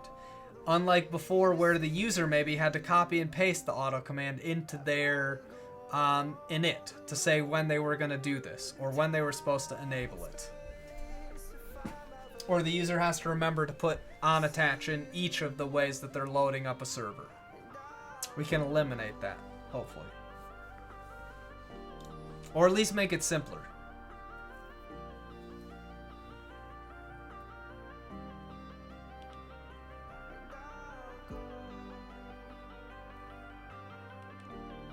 Plugin would be able to do things without even using auto commands. Probably not, though. I don't know. The plugin will do whatever it wants to do. If it wants to load it up for all the buffers, it can do that. If it wants to run a function and check if it's a good buffer to do it or not, it'll do that. And it does that however it would normally do it. Probably with auto commands to auto load things. But the user doesn't have to know anything about it.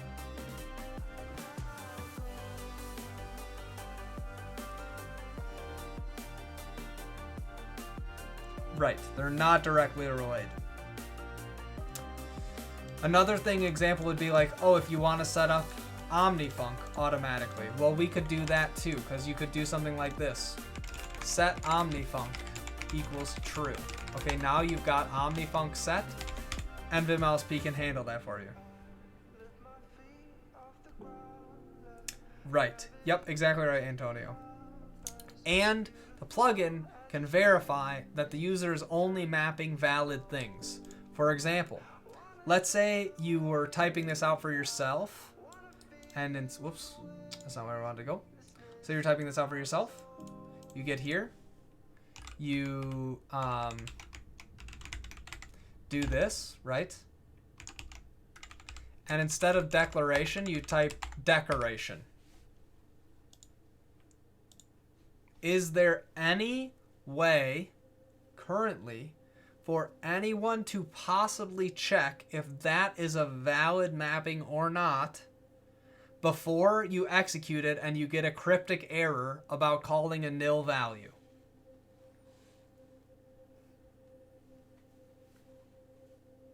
There's no way currently to check that ahead of time. You have to wait till the user errors and feels bad about their situation. Instead, crickets. Instead,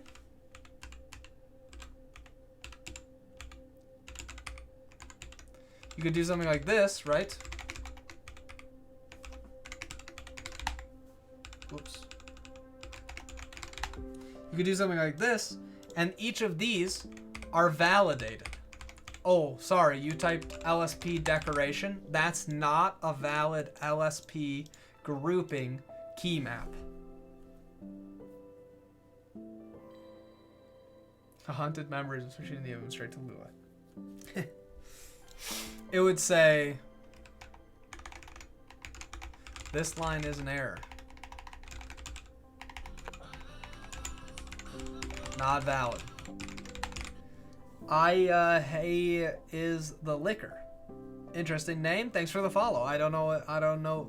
Or is it La Hey is the liquor? I can't tell if it's an L or an I. I don't know. Does that make sense? So this is on a completely different Leahy. Trailer Park Boys. Got it. Has anyone seen a final config of NRC yet? Yeah, there are a few. Tammy still have one? Or wait, Tammy's name on here is Tammy5.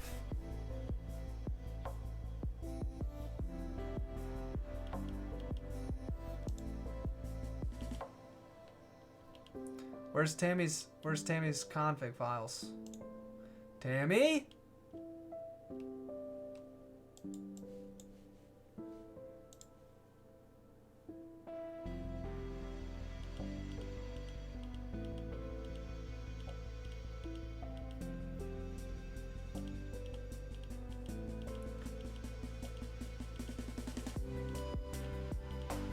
I don't know. Whoever's using aniseed will be doing it though.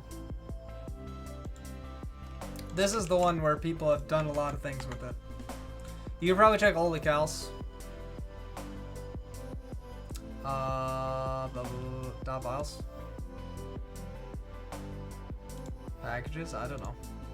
I don't know how this works. Config. And fennel files. There you go. So you can check it out here. Require.files.core.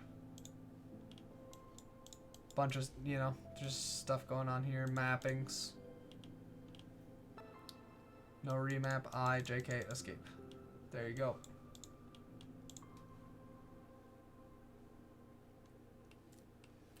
Yeah, this one looks like, I know Olical's pretty much the fennel master, as far as I know.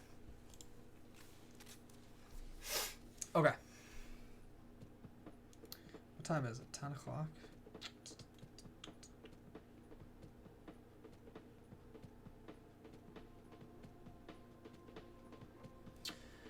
Okay, we can go over a little bit longer. I'm feeling pretty convinced the more I talk about it that like this group idea is pretty good.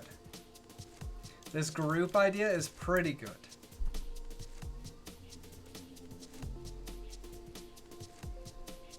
It's decent. All right, Alex, hit me with the better solution. Let's go. Hit me with the better solution.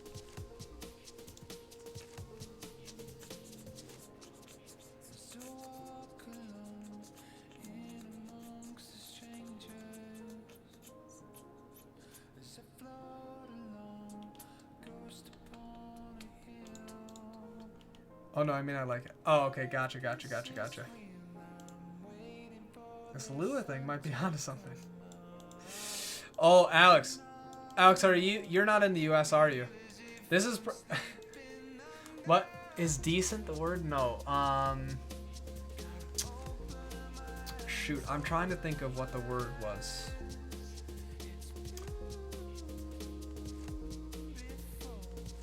Maybe it was decent. So, when we used to live in Madison, we volunteered at this thing called English Conversation Time. I don't know if we've talked about this on stream yet or not. Kaylee and I volunteered Friday nights to help people that weren't native speakers like hang out and learn English and like about American culture. Most of them were visiting scholars to University of Wisconsin when we used to live there. And so a bunch of our friends that we made there were from China. Oh, Nightshade though, seriously. They always asked English grammar questions and we just didn't know the answer. We just told them which one sounded better. Like, I don't know why this is good, but this is the right answer. And they were like, shake my head, stupid Americans. Anyways, we made a bunch of really good friends when we were there. We actually visited a bunch of them in China, which was really cool. I'll show a cool picture. I'll just pick a random one. When was that? Obviously before COVID.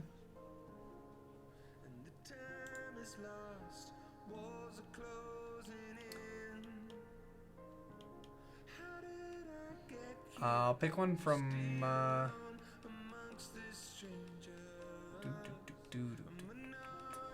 Oh guys, here's me trying to blend in. Tell me if you guys think it worked or not. Do you think I was blending in or no?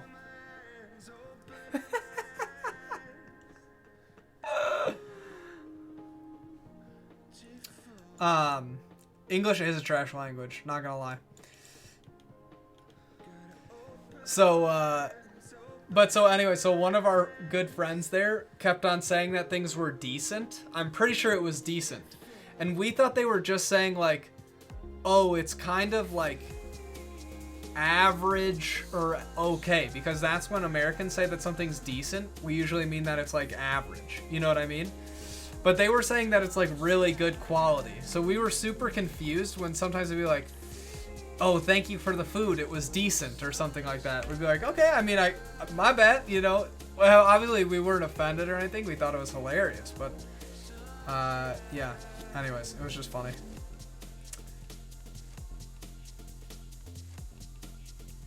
So that just reminded me of that. Decent is definitely average. Yeah.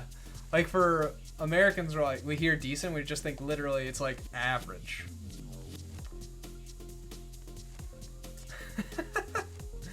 It was really funny. They'd never say you're good. Gotcha. The decent is the best you're getting out of Russians. Oh, that's funny.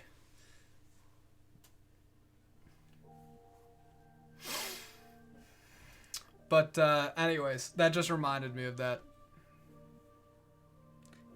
As a matter of fact, in French, not bad means great. The search map complains about Vim variable. Which way did you do it? Did you do it this way? Did you literally just copy it? What do you have in there, MV? You gotta paste it. Attempt to index global space Vim. But you gotta do it like this, Lua style. Do it like this. Lua require this stuff.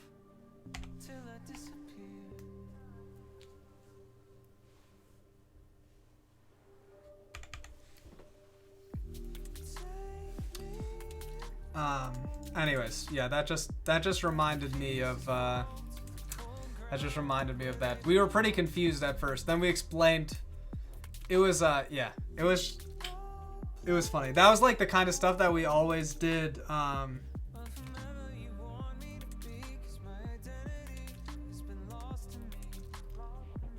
Wait, that didn't work?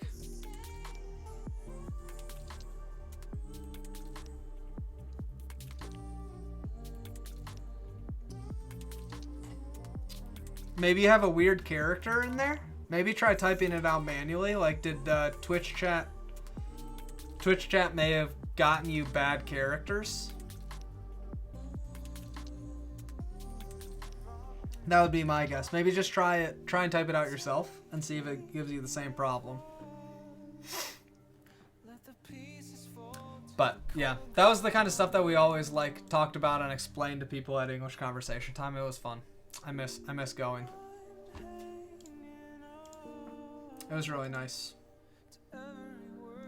Then when we went to China, we just stayed with all of our friends, which was super cool.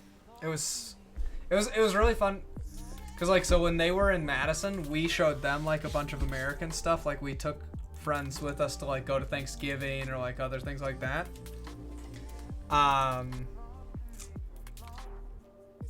So then when we went to China, they like did the reverse, you know, which was really cool. So we got to see a bunch of like their local things they like to do and hang out with them, and yeah, it was great. All that story and nostalgia just because someone said something was decent. Won't be using decent with Americans. Yeah.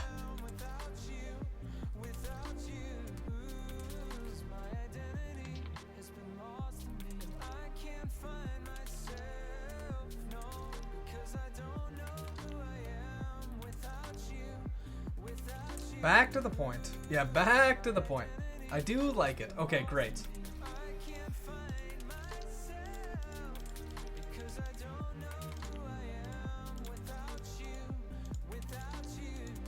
Okay, so I think group is the best one. And then this structure inside of here is just exactly the same as it would be if it were here. These two structures are just exactly the same. So as soon as you know this one, then you could configure this one. They're the same. Nothing crazy about it, nothing, you know, it's just normal mapping things here.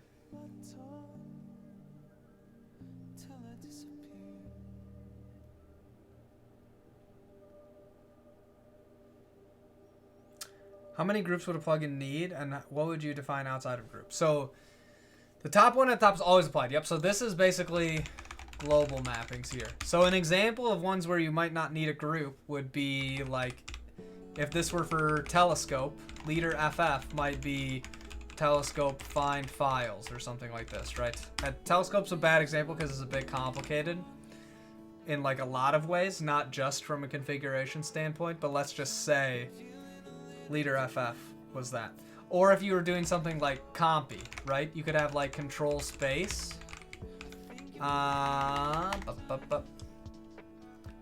And like the one that you would put in there would be mappings. You would put something like compy complete, right? So inside of here you would put comp complete. Something like this, right? This means anywhere, sorry, this would be in then like insert mode. Anywhere you type control space in insert mode, boom, comp complete, right? Because that's that. Don't even have to think about it. Don't have to know any more information. But if you wanted to say, for example, you were LSP and you only wanted to attach certain things in certain buffers, then you would want to make a group of LSP plugins. LSP would say when it wants to run the code to register these to a particular buffer, which would be very helpful to do. So plugins could have as many groups as they wanted. I don't know that they would generally need a lot more than one. My guess would be that they often only need one group if they need any group at all. But I could also see the possibility of, plugins where you have a couple different things that you're interacting with. You may need a few different sort of like groupings to apply all the maps. Probably not something like comp.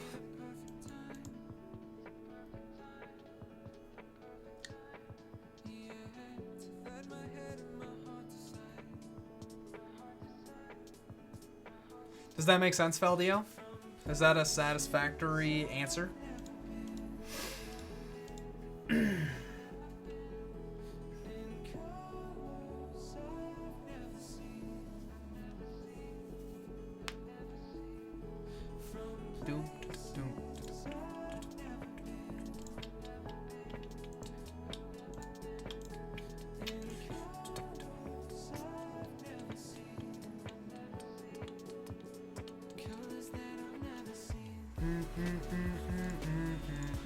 I concur this is a good approach. You convinced me now. Nice. It's a good approach. Awesome. So there's like a couple other things that I think could be very cool about this. For example, this is like the way that you would have to normally write this for comp. Note that comp expects you to write in expression. The silent part is optional. That just sort of says whether it's going to tell you that it's doing control space or not, right? So for mine, I think I have, is that mine? Oops. Oh. To be control Y. And you have to remember to say expert equals true. If you don't have, if you have silent as true, that's fine. You can still do like Vim. I think normally it would. Did I not type and Vim? Huh? It still didn't echo that. I thought it would echo this. That it tells you that it's doing it. Maybe it doesn't actually do that. It doesn't really matter though. Oh hey Ember.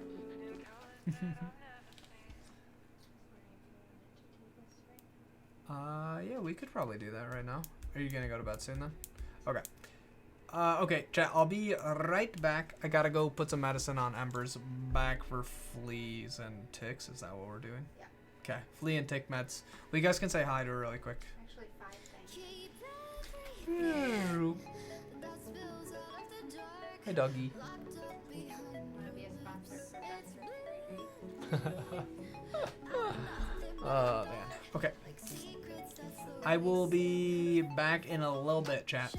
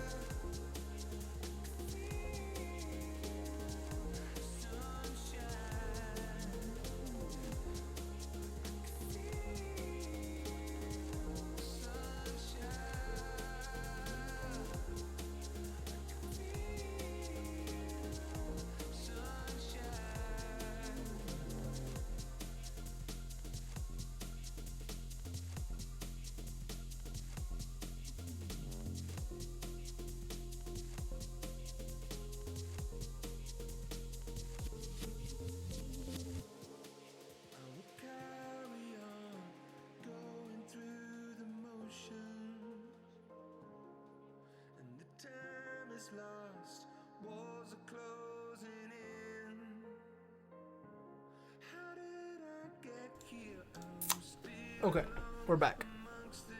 We're back.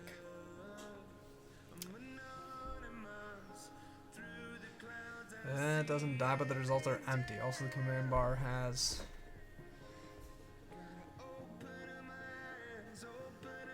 You should update telescope and all of the dependencies as well. I mean, that's not really like a very good traceback. It's very hard to read.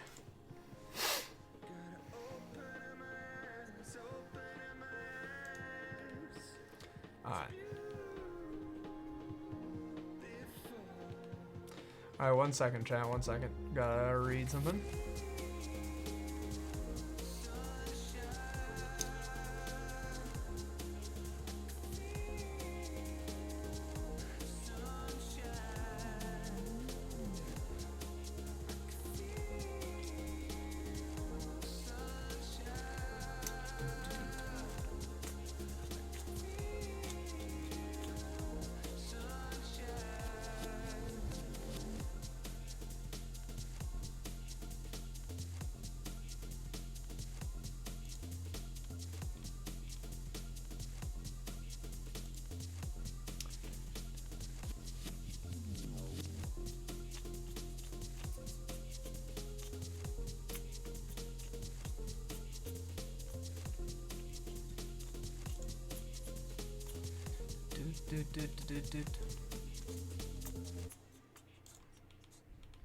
Oh, nice. Okay, cool. All right. Sorry, chat.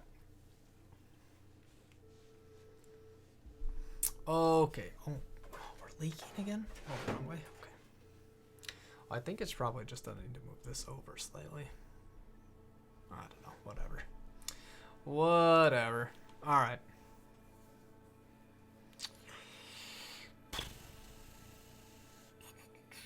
Okay. Okay.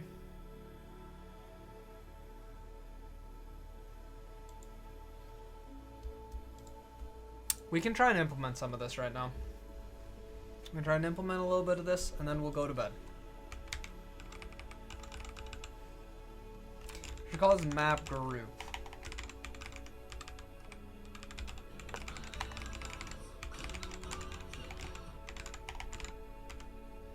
So we need to have something. Map group. It takes a name and a table. No, not yet. We're not going to bed yet. I'm saying we'll write this and then we'll go to bed. Or wait, are you going to bed, C. Kane? I'm not going to bed yet.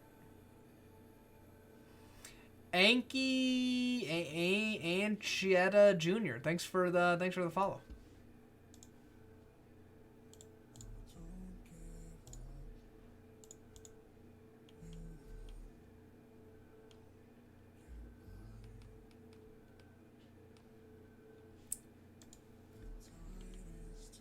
Yeah, no worries.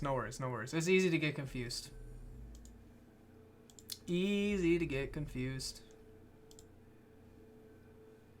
Alright.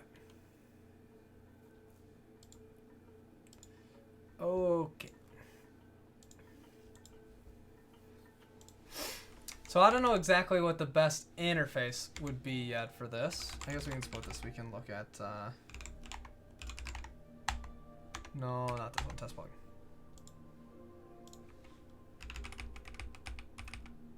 So I don't know that we're going to have buff maps. This may be... Can I do GCAF? No, GCAF. GCAF? Why didn't it do the whole thing? GCAF? GCIF? Oh, it doesn't do the whole thing though. Bummer. Okay, I gotta do that later. That's okay. Last thing for grep got replaced for a line that I thought did what I wanted. The last thing for grep.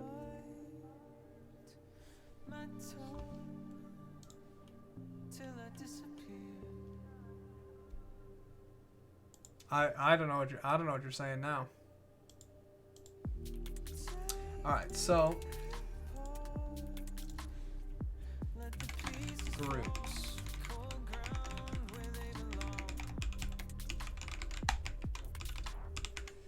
self groups name equals t. So to do validation of table. So you do something like this.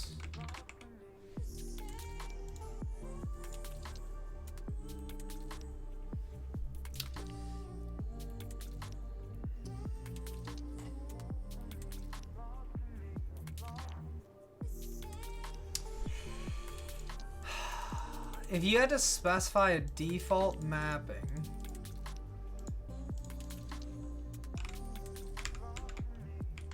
actually let's just move this here. So let's say you had default mapping for something. I'm thinking you'd have a list. The first one would be mode, the second one would be key map, and the third one would be opt, right?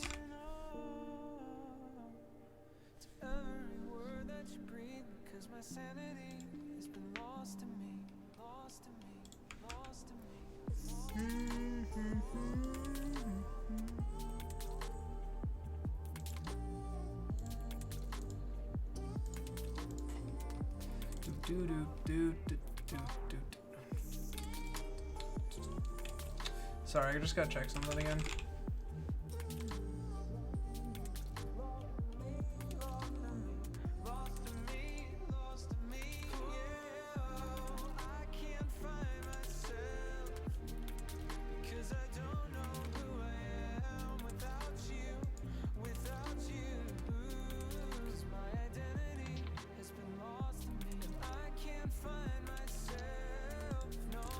Dude, oh man, there's some good drama going down right now on Twitter, chat.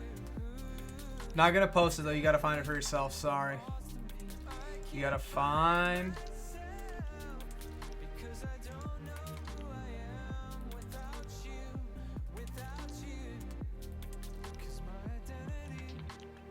You gotta find it yourself though.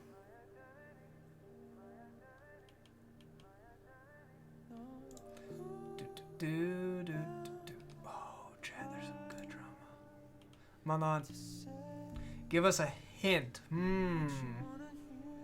The Kardashians use Neovim. Yeah, grep 4. That's exactly the same thing that that I'm using. Do you have rip grep? Maybe you might need like rip grep or grep or something installed. I don't know. MV. I'd have to check again. Let's go for the win. It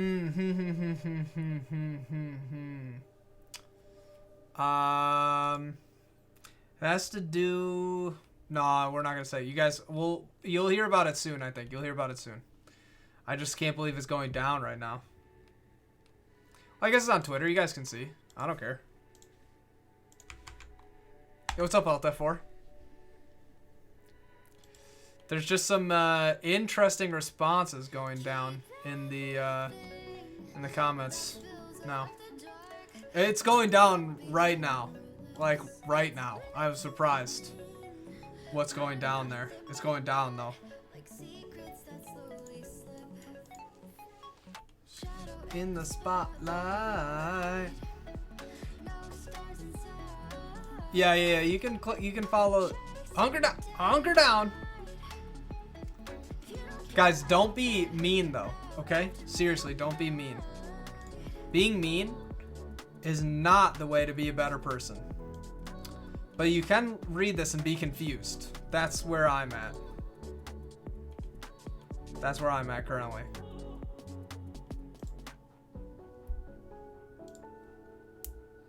No. Don't be mean, I'm saying. I posted the Twitter link to the thing that I was reading while I wasn't talking. But don't be mean on the thread, is what I'm saying, chat. Right. You can lurk, you can see what's going on, but there's a difference between you're reading, okay, and being mean to people. Don't be mean. Just don't be mean. There's no need to be mean. Don't be mean, chat. I'm trusting you to be nice, okay? Alright.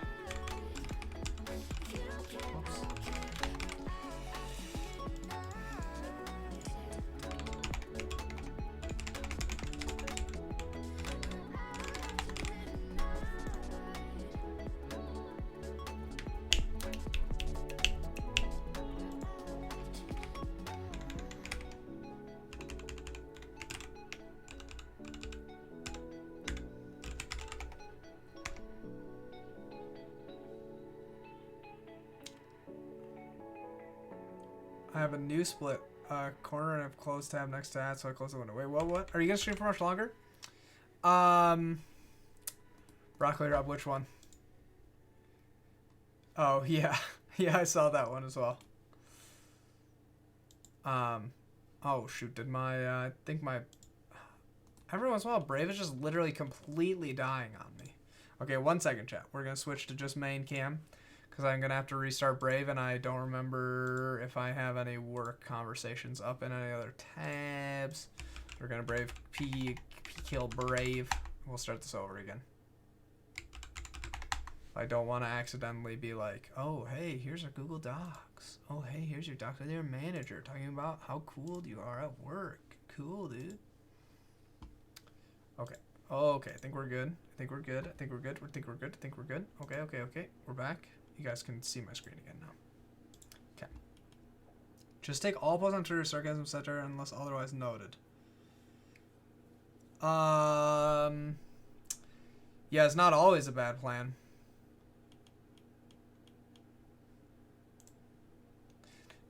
Oh,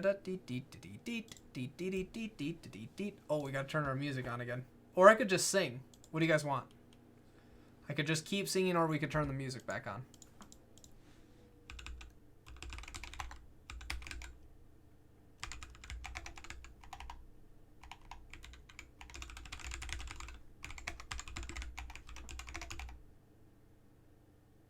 Yeah. Yeah, indeed, Qbot. I think you're in a, you know, something's, yeah.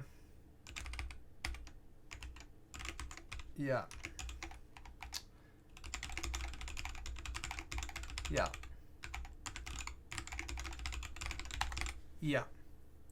Take life a second and see it's fair. Seems fair. Is S&T going to have streamer drama now? I don't know, man.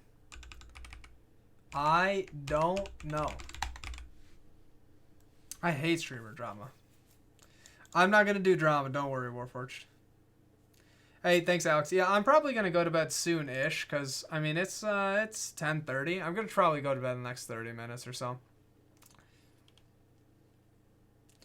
All right, we'll listen to Wish, cause the song's a jam. It makes everyone feel better. Streamer drama is the most high school thing I've seen. Drama is life. He said that and subtweeted that, and I am a hurt-faced. Yeah.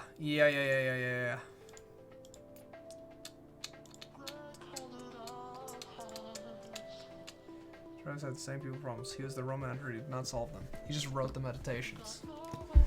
Ugh.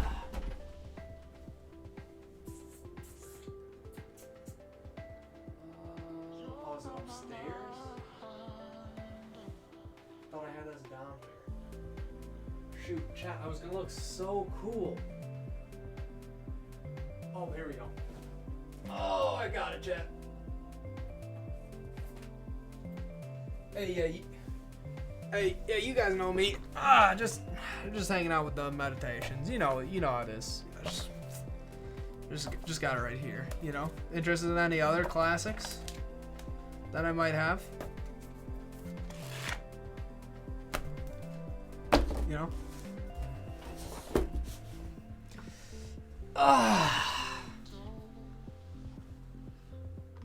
Herodotus.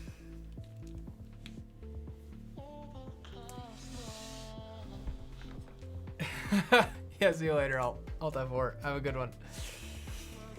I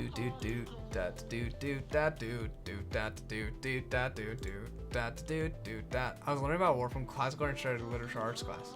Content Nietzsche. Not a big Nietzsche fan. Hence my name, Warforged. Nice.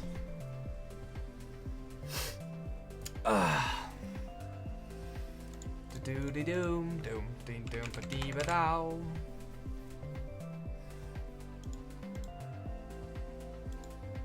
I think. Oh, you know what? This needs to get passed in as opts. You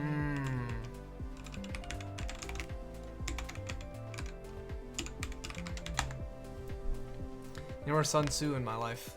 I've never actually read Sun Tzu. I just know that that's what you're supposed to read. I actually read a bunch of meditations, maybe the whole book in college. It's been a while. It's been a while.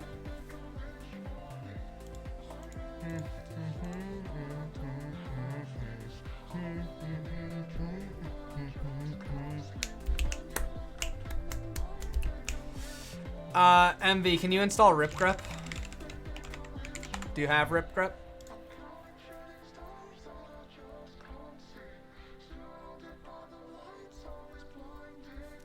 You can do messages.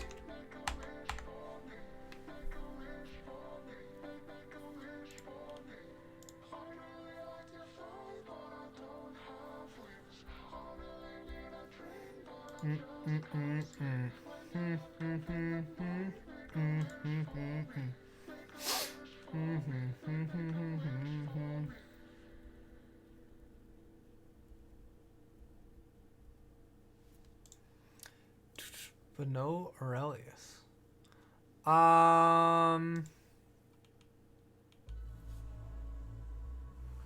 Oh, I see what you're saying. I gotcha. Yeah, my name's Marcos, but not Aurelius. I think you can change that. I think it's weird on your side. Because a copy of my mappings that work. Yeah, I think my guess would be maybe he doesn't have ripgrep or some other system dependency, or I don't know. Are you on Windows or? I think best scenario would be you make a issue on GitHub and follow the issue guide.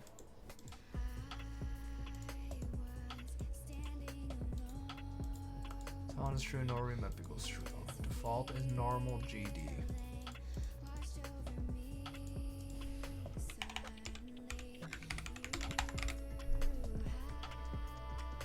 On Windows using WSL2. Yeah, I don't know, maybe it's a WSL2 thing. Maybe it's a weird difference between greps or something. I don't know. Never tested it on WSL2. Oh, you're on Windows. No, we definitely have people on a Mac. MV, have you installed ripgrep? Remember when I asked? Ripgrep. I know, he hasn't. That's what I'm saying. That's why I said it 10 times. 10 times! Install ripgrep. Restart and try again. Yes, yeah, I know. That's why I asked earlier. Yeah, ripgrep. Everything needs to be in Rust. Everything needs to be in Rust. No, you're okay. You're okay. But it is in the README. Rust powered. Okay, chat. All right, this looks good. This part looks good. No condition. We'll save this for another time. You need this for mappings. Name, FN, ops, default. Okay.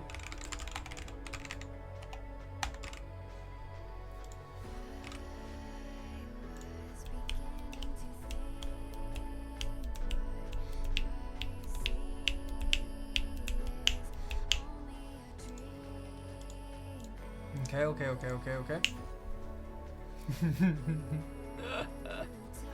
You're good. It's all good. It's all good.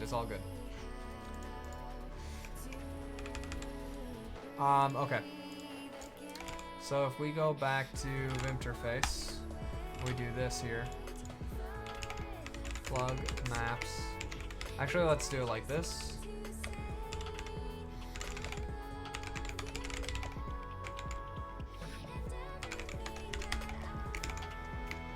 So this would be plug get map key mode key. Oops. Mode key. No. Mapping. Map object.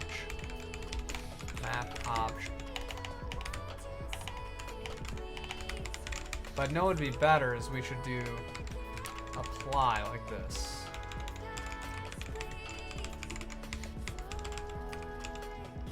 Mode key. That is even better.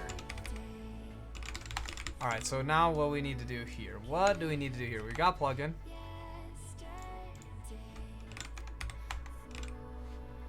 Map.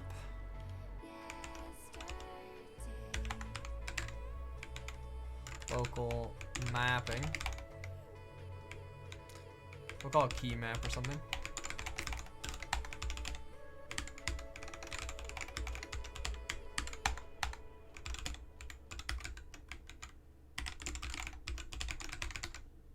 Key map new.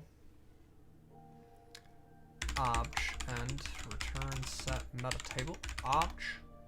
Sale. Okay, so what does this do here? Oops. Plugin. Local key map is require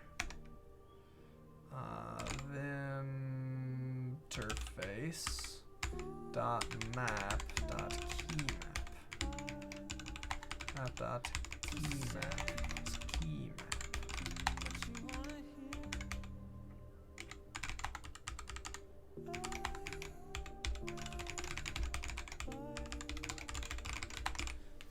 Did you use brew or nix or chat brew?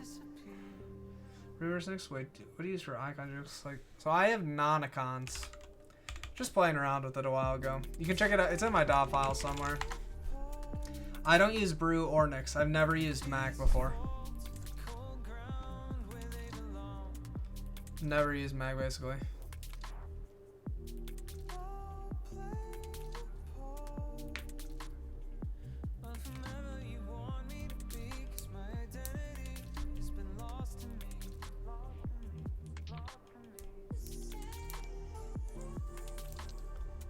Huh. Yeah, that seems about right. Can never get anything to work with alacrity.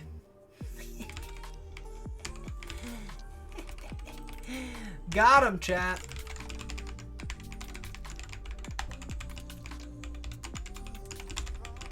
What you gotta say now, chat, huh? What you gotta say now? By the way, I use alacrity. I have to keep telling people because I have to keep asking for help to configure it.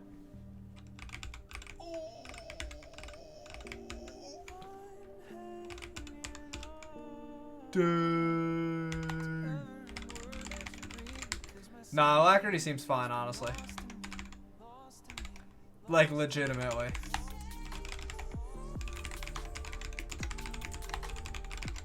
I'm just trolling. Please mention Kitty. What's up, Nogwell? Good to see you.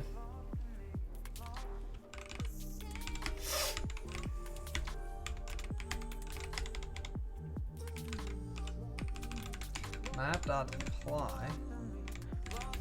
Mode. Key. Self.fn. Self.out.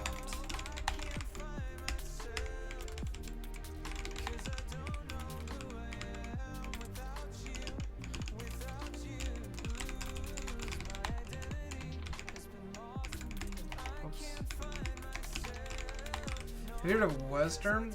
I actually have heard of it, yeah, but I haven't looked into it. Honestly, Kitty does exactly what I want. I don't do anything with it special. I have no need to do any more rice it or anything. Love me some Tmux. I honestly never really use Tmux because I'm a noob.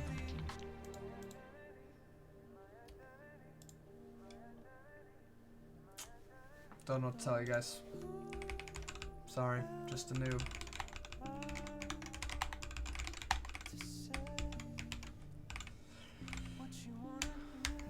Western was written in Rust. Oh, well, in that case, it is worth switching.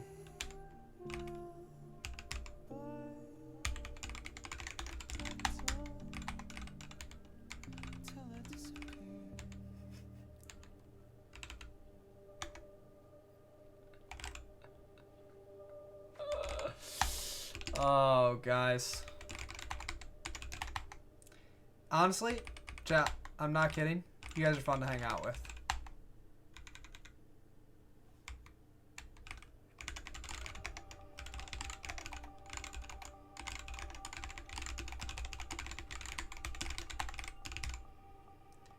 Control space. Oh, comp complete. I didn't. Ah, that's right. That's right. That's right. That's right.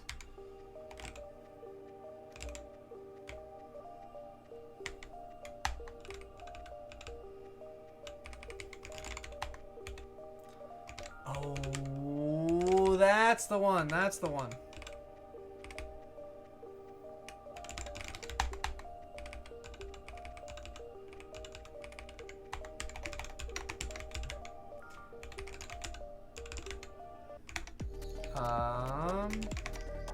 Space KJ.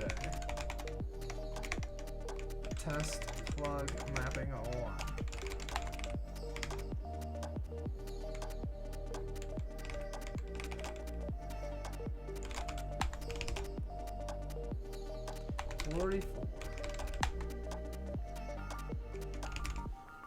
Oops. KJ to nil. What is the major?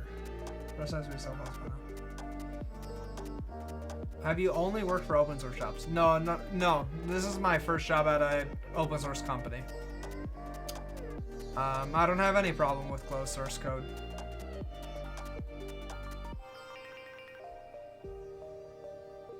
What is the major? Wait, what? Dota 2, Animator. Yeah. Who mentioned major? Did I just miss it? Oh, you going to watch the major this next week? Nagwal. I didn't even see that you were asking that. I might watch a little. I'm a big EG fanboy. I haven't been watching any lately, though.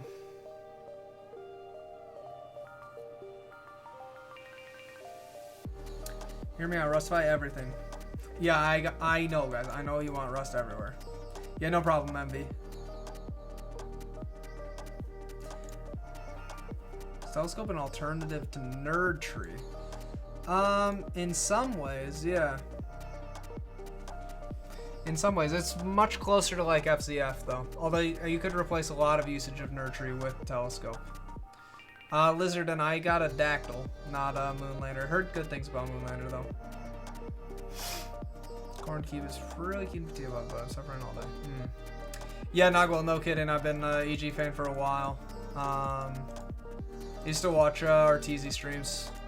Long have we awaited. Actually, Nagwal, it's kind of crazy. I don't remember if I told this story on stream or not, but when I was 17, I got into a car crash, and they took me to the hospital. And as I was laying in the hospital, my mom, she turned on our TZ stream. And I woke up to say, turn off that crap music. And RTZ saved my life. Oh, man. I don't know about any of their other sports.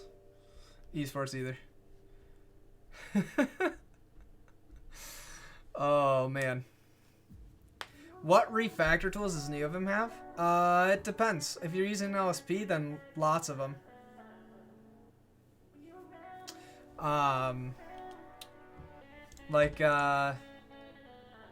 You know, if I'm here, I can say ASDF, it'll switch all that stuff to those things. I don't know. This is the next thing we're aware of. Dad? What the heck? Dad, shouldn't you be in bed? This is my literal dad in the chat right here. Grandpa Joel. It's my literal dad. No jokes. Sorry, Dad. It's an old joke. It's an old Dota joke. Dad knows I used to play Dota a lot. Now I just write code.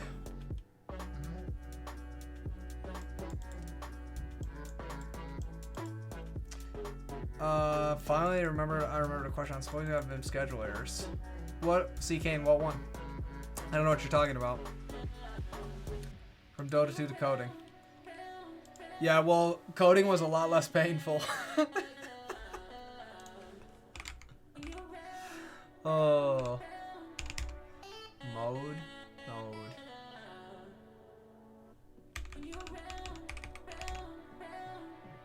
Group. If key equals.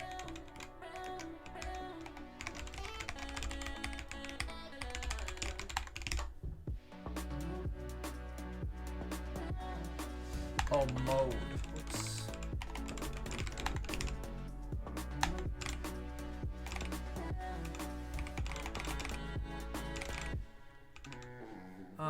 Coding's more rewarding than flaming your teammates or being flamed by them. Never carry anyhow. I like playing. I like position 1, position 2 were my favorites. Staying up late to watch you. Oh, guys, everyone be on their best behavior. My dad's here. Okay? Don't tell him how much you like watching stream. Also, guys, if you're gonna donate to me in crypto, don't let him know because he's my accountant. Okay? Don't do that either. Envim made me unemployable. True. We're all unemployable beginners now, chat.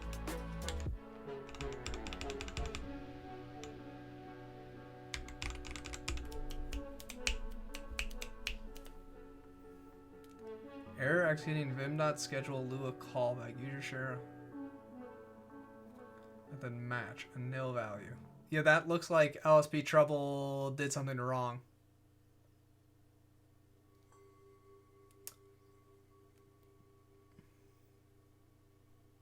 Why would Vim make someone unemployable?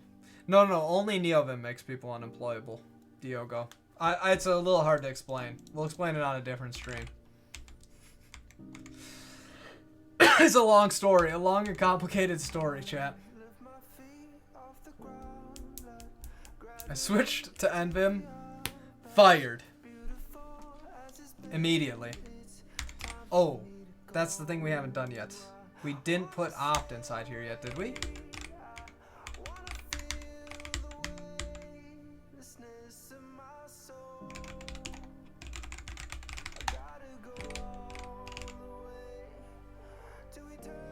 Space KJ is nil and nil, so we have nothing here. And space KJ nil. Why doesn't that save this? Keymap new, self maps, t.name, keymap new.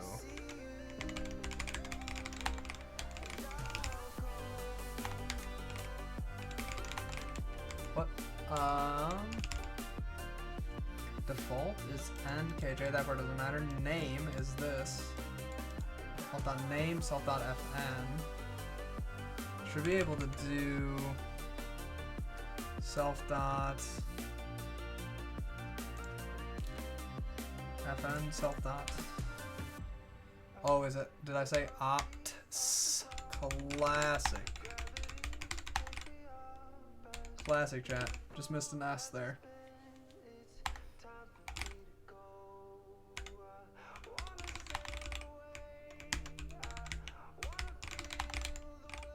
So I thought this would do something like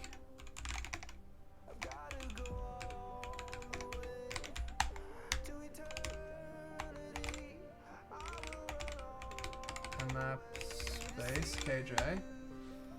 Direct execute 1. Google wanted to hire me, but fortunately I'm using Envim. True. It's super unfortunate. It's super unfortunate. That sucks because I switched to Envim recently. Well, I almost getting people fired because of using it or not using it. Nice. Vim was an allowed editor, but not Envim. Are you actually serious, Dimtion? Expand a little. I'm interested to hear more. It's true if I take up Envim, I can become an astronaut. Yes. Yeah, you just have to install my plugin. Only telescope users are astronauts. With Envim, you pick if you want to be crackhead or logic surgeon. Your pick. It's your destiny. Going back to VS Code to Vim emulation. Telescope users are stargazers. Indeed. Is your plugin Mars compatible? It's unclear. We're waiting for humans to land there first, and then I'll be able to confirm. I don't want to overpromise. Classic. Plug get mapping. Apply. I do have a function here, right? So we have a function. Space KJ. What does it try and do this? What is inside of here?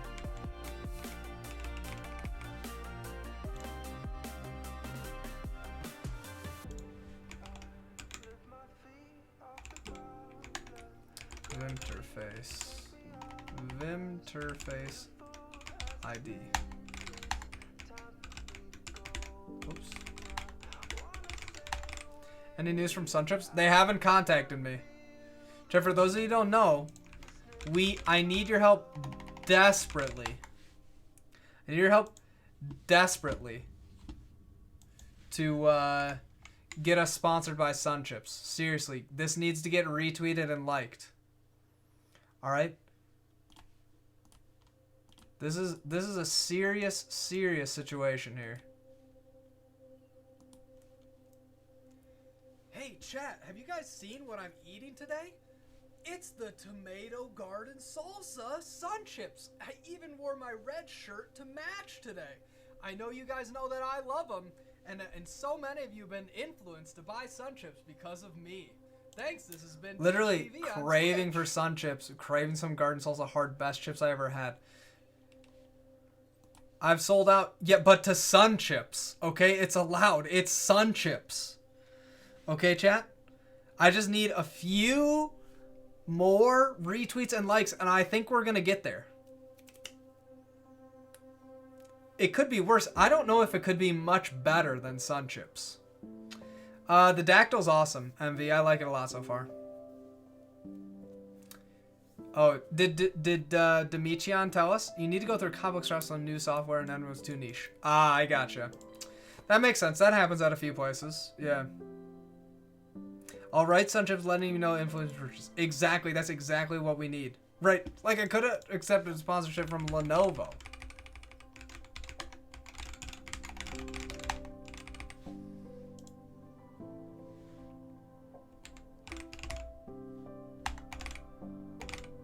Why does it keep on doing that? I feel like test plugin mapping 1, which should be what we're saying we're gonna do, is space KJ, execute this, right? So we go back to here, execute 2. Oh, what?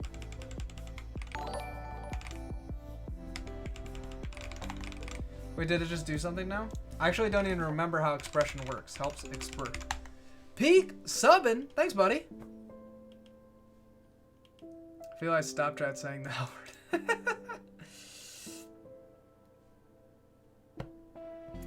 Yeah, it's probably not worth it. Probably not worth it generally. Expression. If the first argument is expression and is used to find new memory, the argument is used an expression. Expression is evaluated to name the right hand side that is used. Example.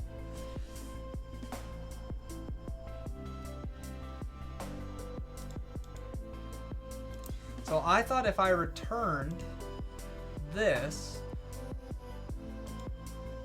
oh, you know what? That probably needs to be like, that probably needs to be required in some way. Lua eval required this. Execute. What do we do for execute? Oh, I didn't return it. That's why it's not doing anything? Is that why?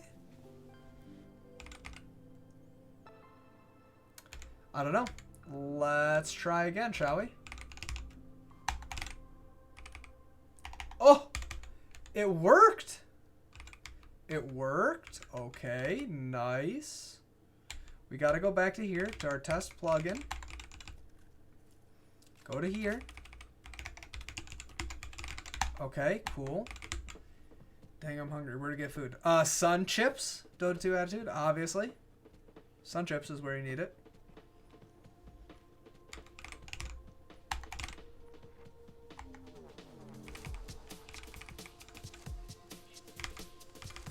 Oh, do I need to do vim.api.nvim replace term codes? I always forget how this function works too. From part, true, true, true. Let's try again. Oh, chat, yes. Okay. Ban yourself after Christian like that. I want Sun Chips suddenly. Yeah, ban yourself. Joe Mama needs some Sun Chips. Yeah. Yeah. Alright. Okay, chat. So do you guys just see what happened? I don't know if you saw what happened because we were too distracted thinking about the best snack food of all time, Sun Chips. Hashtag ad. Just saying. But seriously, guys, can you imagine if I got sponsored by Sun Chips? How cool would that be? I would eat Sun Chips every day if I was sponsored.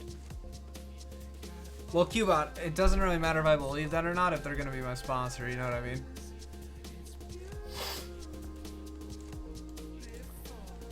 Alright. Even if they make you a Sun Chip suit, that would be awesome. Alright, chat, watch this. In normal mode, I remapped Space KJ to run test plug mapping 1, which is what I named this. And honestly, we could just call this like echo hello. Like this, right? We'll change them both on each of these sides, right? We passed in a Lua function reference. This Lua function reference has an up value, right? So it is a closure, a round count. Not only that, but it's an expression mapping, which means what we're going to do is take the result of this and do something with that, okay? All the user has to know is say, I would like to do space KJ to echo hello. That is what I would like to do. Okay? So that's all they have to do. So then if you were to load this up, which is, this was just, we're going to load it up here. I type space KJ, notice it does hello 1. Space KJ, it is referencing that local value every time I hit space KJ. Right? And they didn't have to know that you needed to say expression equals true. That is actually a huge improvement. Because if you're a noob, boop boop, thanks for the sub, MV. If you're a noob, right, you don't know what expert equals true means. So when you run into Neovim Compy, and you're like, okay, all right, so mappings, and you're here, you're like, I don't know why I have to type these things. This doesn't make any sense. What if instead it was literally just I control spaces copy complete? In fact, you wouldn't even have to prefix it with compy because it would be inside of the comp plugin space. So it'd just be literally complete, or like you could just do it complete. This is like the action. That's all it has. You can check for those and make sure that it's valid. Also, what was Neovim Compy? Was that a new Greg Hurl video?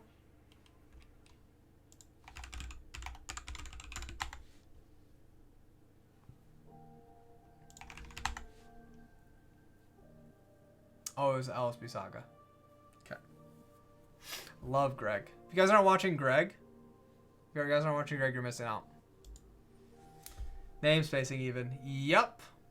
Got an error one time, didn't know why it wasn't working. Turns out it didn't have expression true as an option. Exactly, Antonio. Exactly. So this just comes with namespace by default, basically. Thanks to Sun Chips. Hashtag thanks, Sun Chips. Hashtag computer chips. Guys, that's what I need you to start spamming.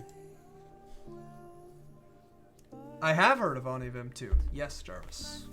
Hashtag thanks, Sun Chips. Hashtag computer chips. Hashtag moon chips. Exclamation Sun Chips. I have also heard of Helix Editor. Yes.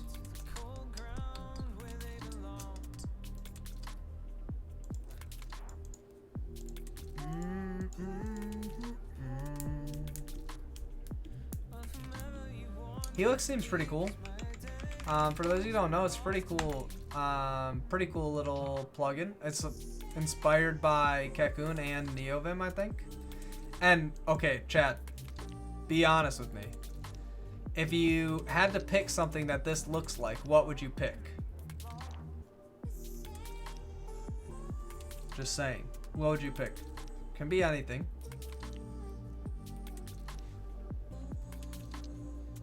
just saying. No. This floating window right here. But it's cool. It's got tree sitter, cocoon kind of ideas.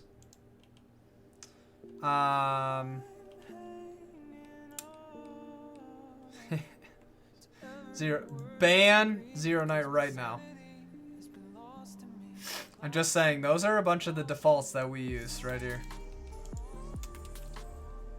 I'd be hyped if they based it on telescope at all. I would be so stinking hyped if they based this on telescope. That would be so awesome. I don't know that they did or not, but it would be so cool. But anyways, it's a cool looking project, yeah. It's obviously Control P. Well, Helix is a whole new editor. It's so telescope obviously wouldn't work in. We'll know if Sunchips comments in Vimterface next. Helix sponsored by Sunchips, guys. That would actually hurt. That would actually hurt.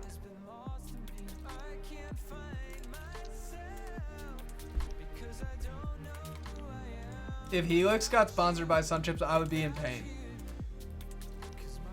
All of the shortcuts would move to different abbreviations for Sunchips.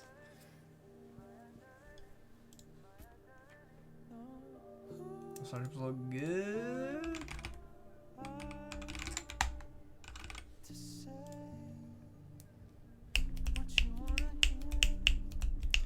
Would you switch editors for Sunchips? Oh, wow. Wow. Sunchips emote when they sponsor me, Zero Night. I'm not gonna make a Sunchips emote till they sponsor me. Would you VS Code for Sunchips? These are tough questions. These are tough questions. Even for 5 days, so everything looks good. Oh, you guys. I hope that's not true. I hope you've eaten since then.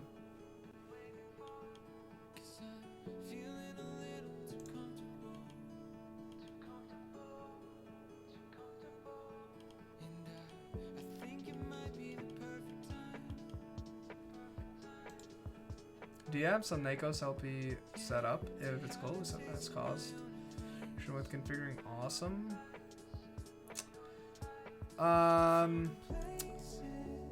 So I have it set up globally. I haven't seen any issues configuring awesome WM. What issue would happen?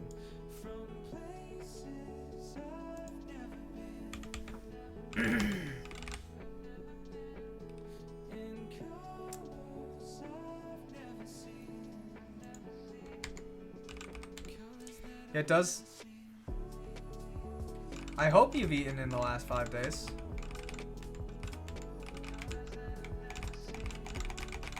And that's really cool. Okay.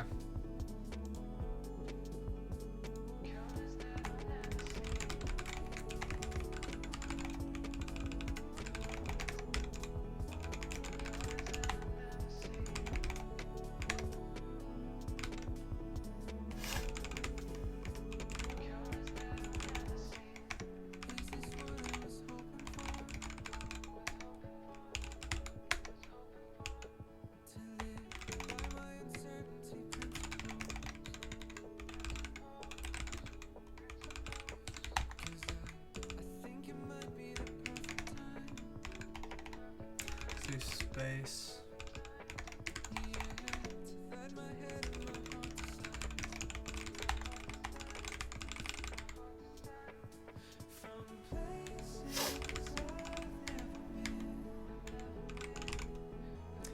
Yep. Okay. Expected function got nil. Very cool. We need to go to where was that plugin here?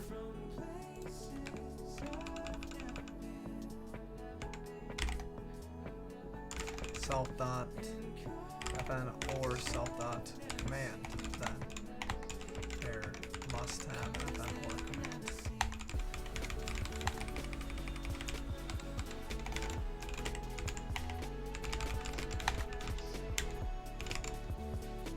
Must have fn or command. Didn't I do command?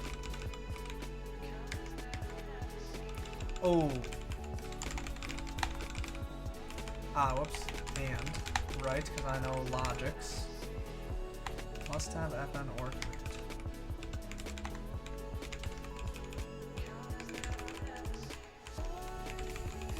Did I do something wrong here?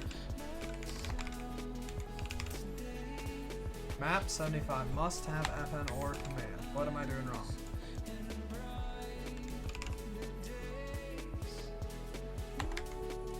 If not self dot and not self dot command.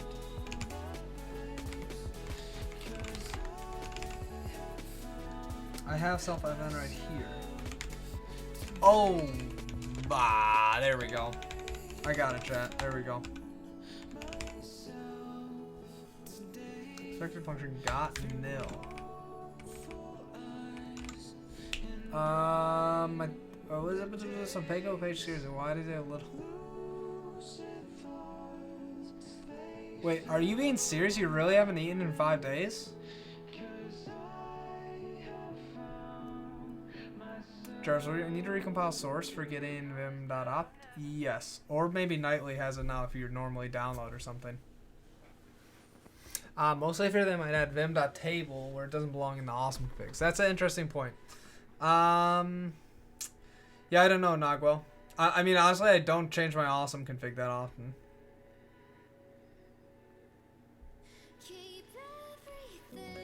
You still find time to play Civ? Me? Pick? I've never finished a Civ game in my life.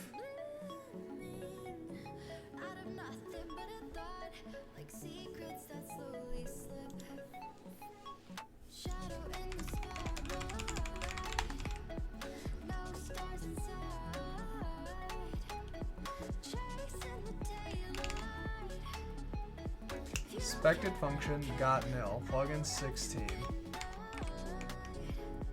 Plugin 16.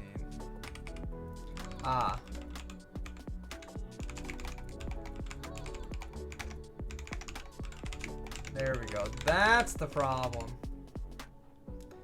Alright, so nice. Nice. Okay, so this one's easy too because you can just do this, which is cool. It's very easy to move from what you had before. Help. Map. Maybe I should say RHS. I don't know. Maybe I could just say RHS and have it be a function or a string. Not sure.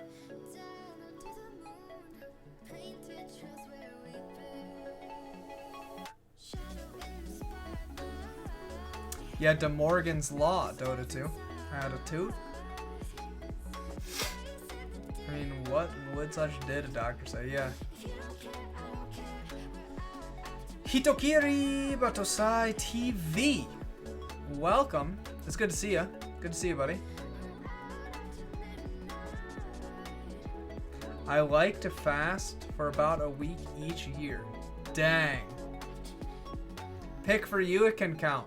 But we call it slow when you do it.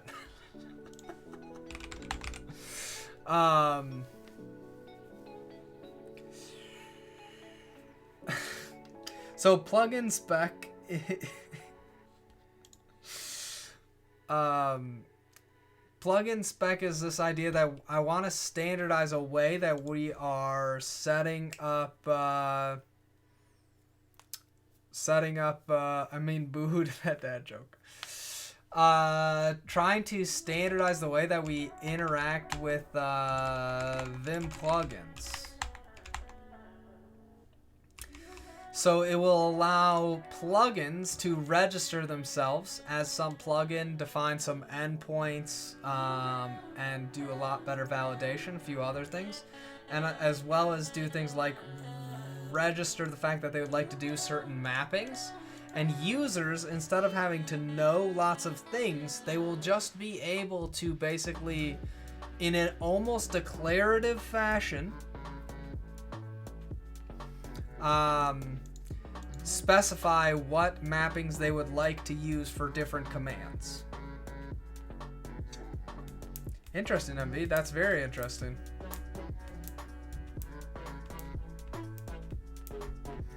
So that's what we've been working on.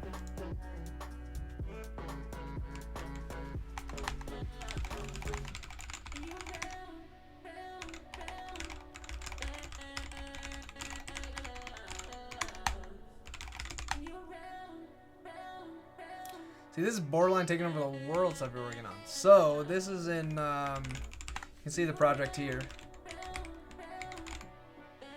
The interface.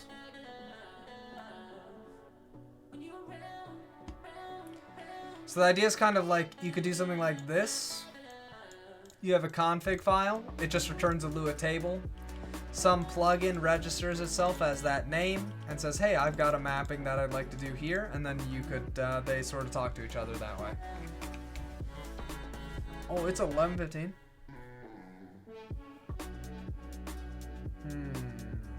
Okay, I think I'm gonna go to bed.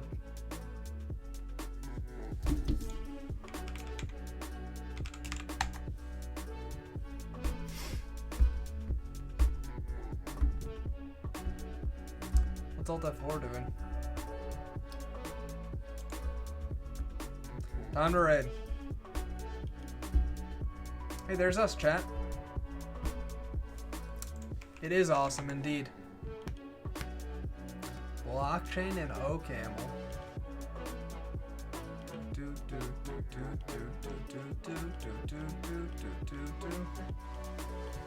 Alright, chat. We just gotta find a Neovim user down here. Or a Vim user.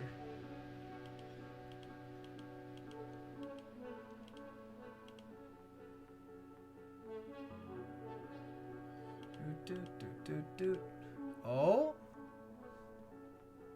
What is this? That's not Vim, is it? Wait a second. Doom Emacs? Should we raid, chat? That's a possibility. That's a possibility.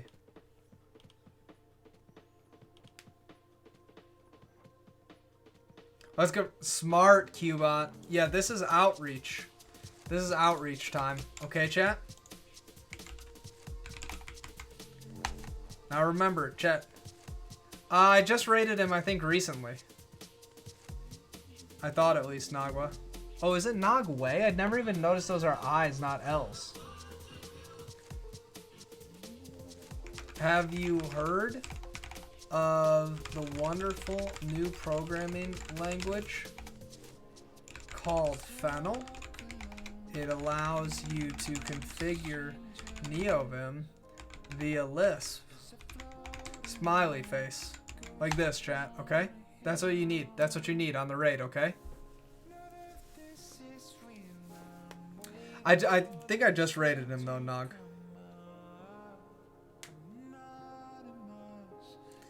If you've got a good emote, you can put it in place of the smiley face. Like for me, I would do TeachDVW.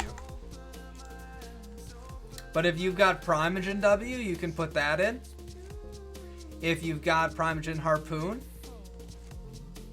you know, we got a lot of options there. But do this and then do, you know, and then get your emote ready. Okay, chat? We're rating soon. 5. Okay, wait, sorry. Okay, I'll be back on Friday. I love all of you. It's great to see you. It's super nice to be around. Thanks for hanging out and chit-chatting with me. Okay, here we go, chat. Bye, everybody.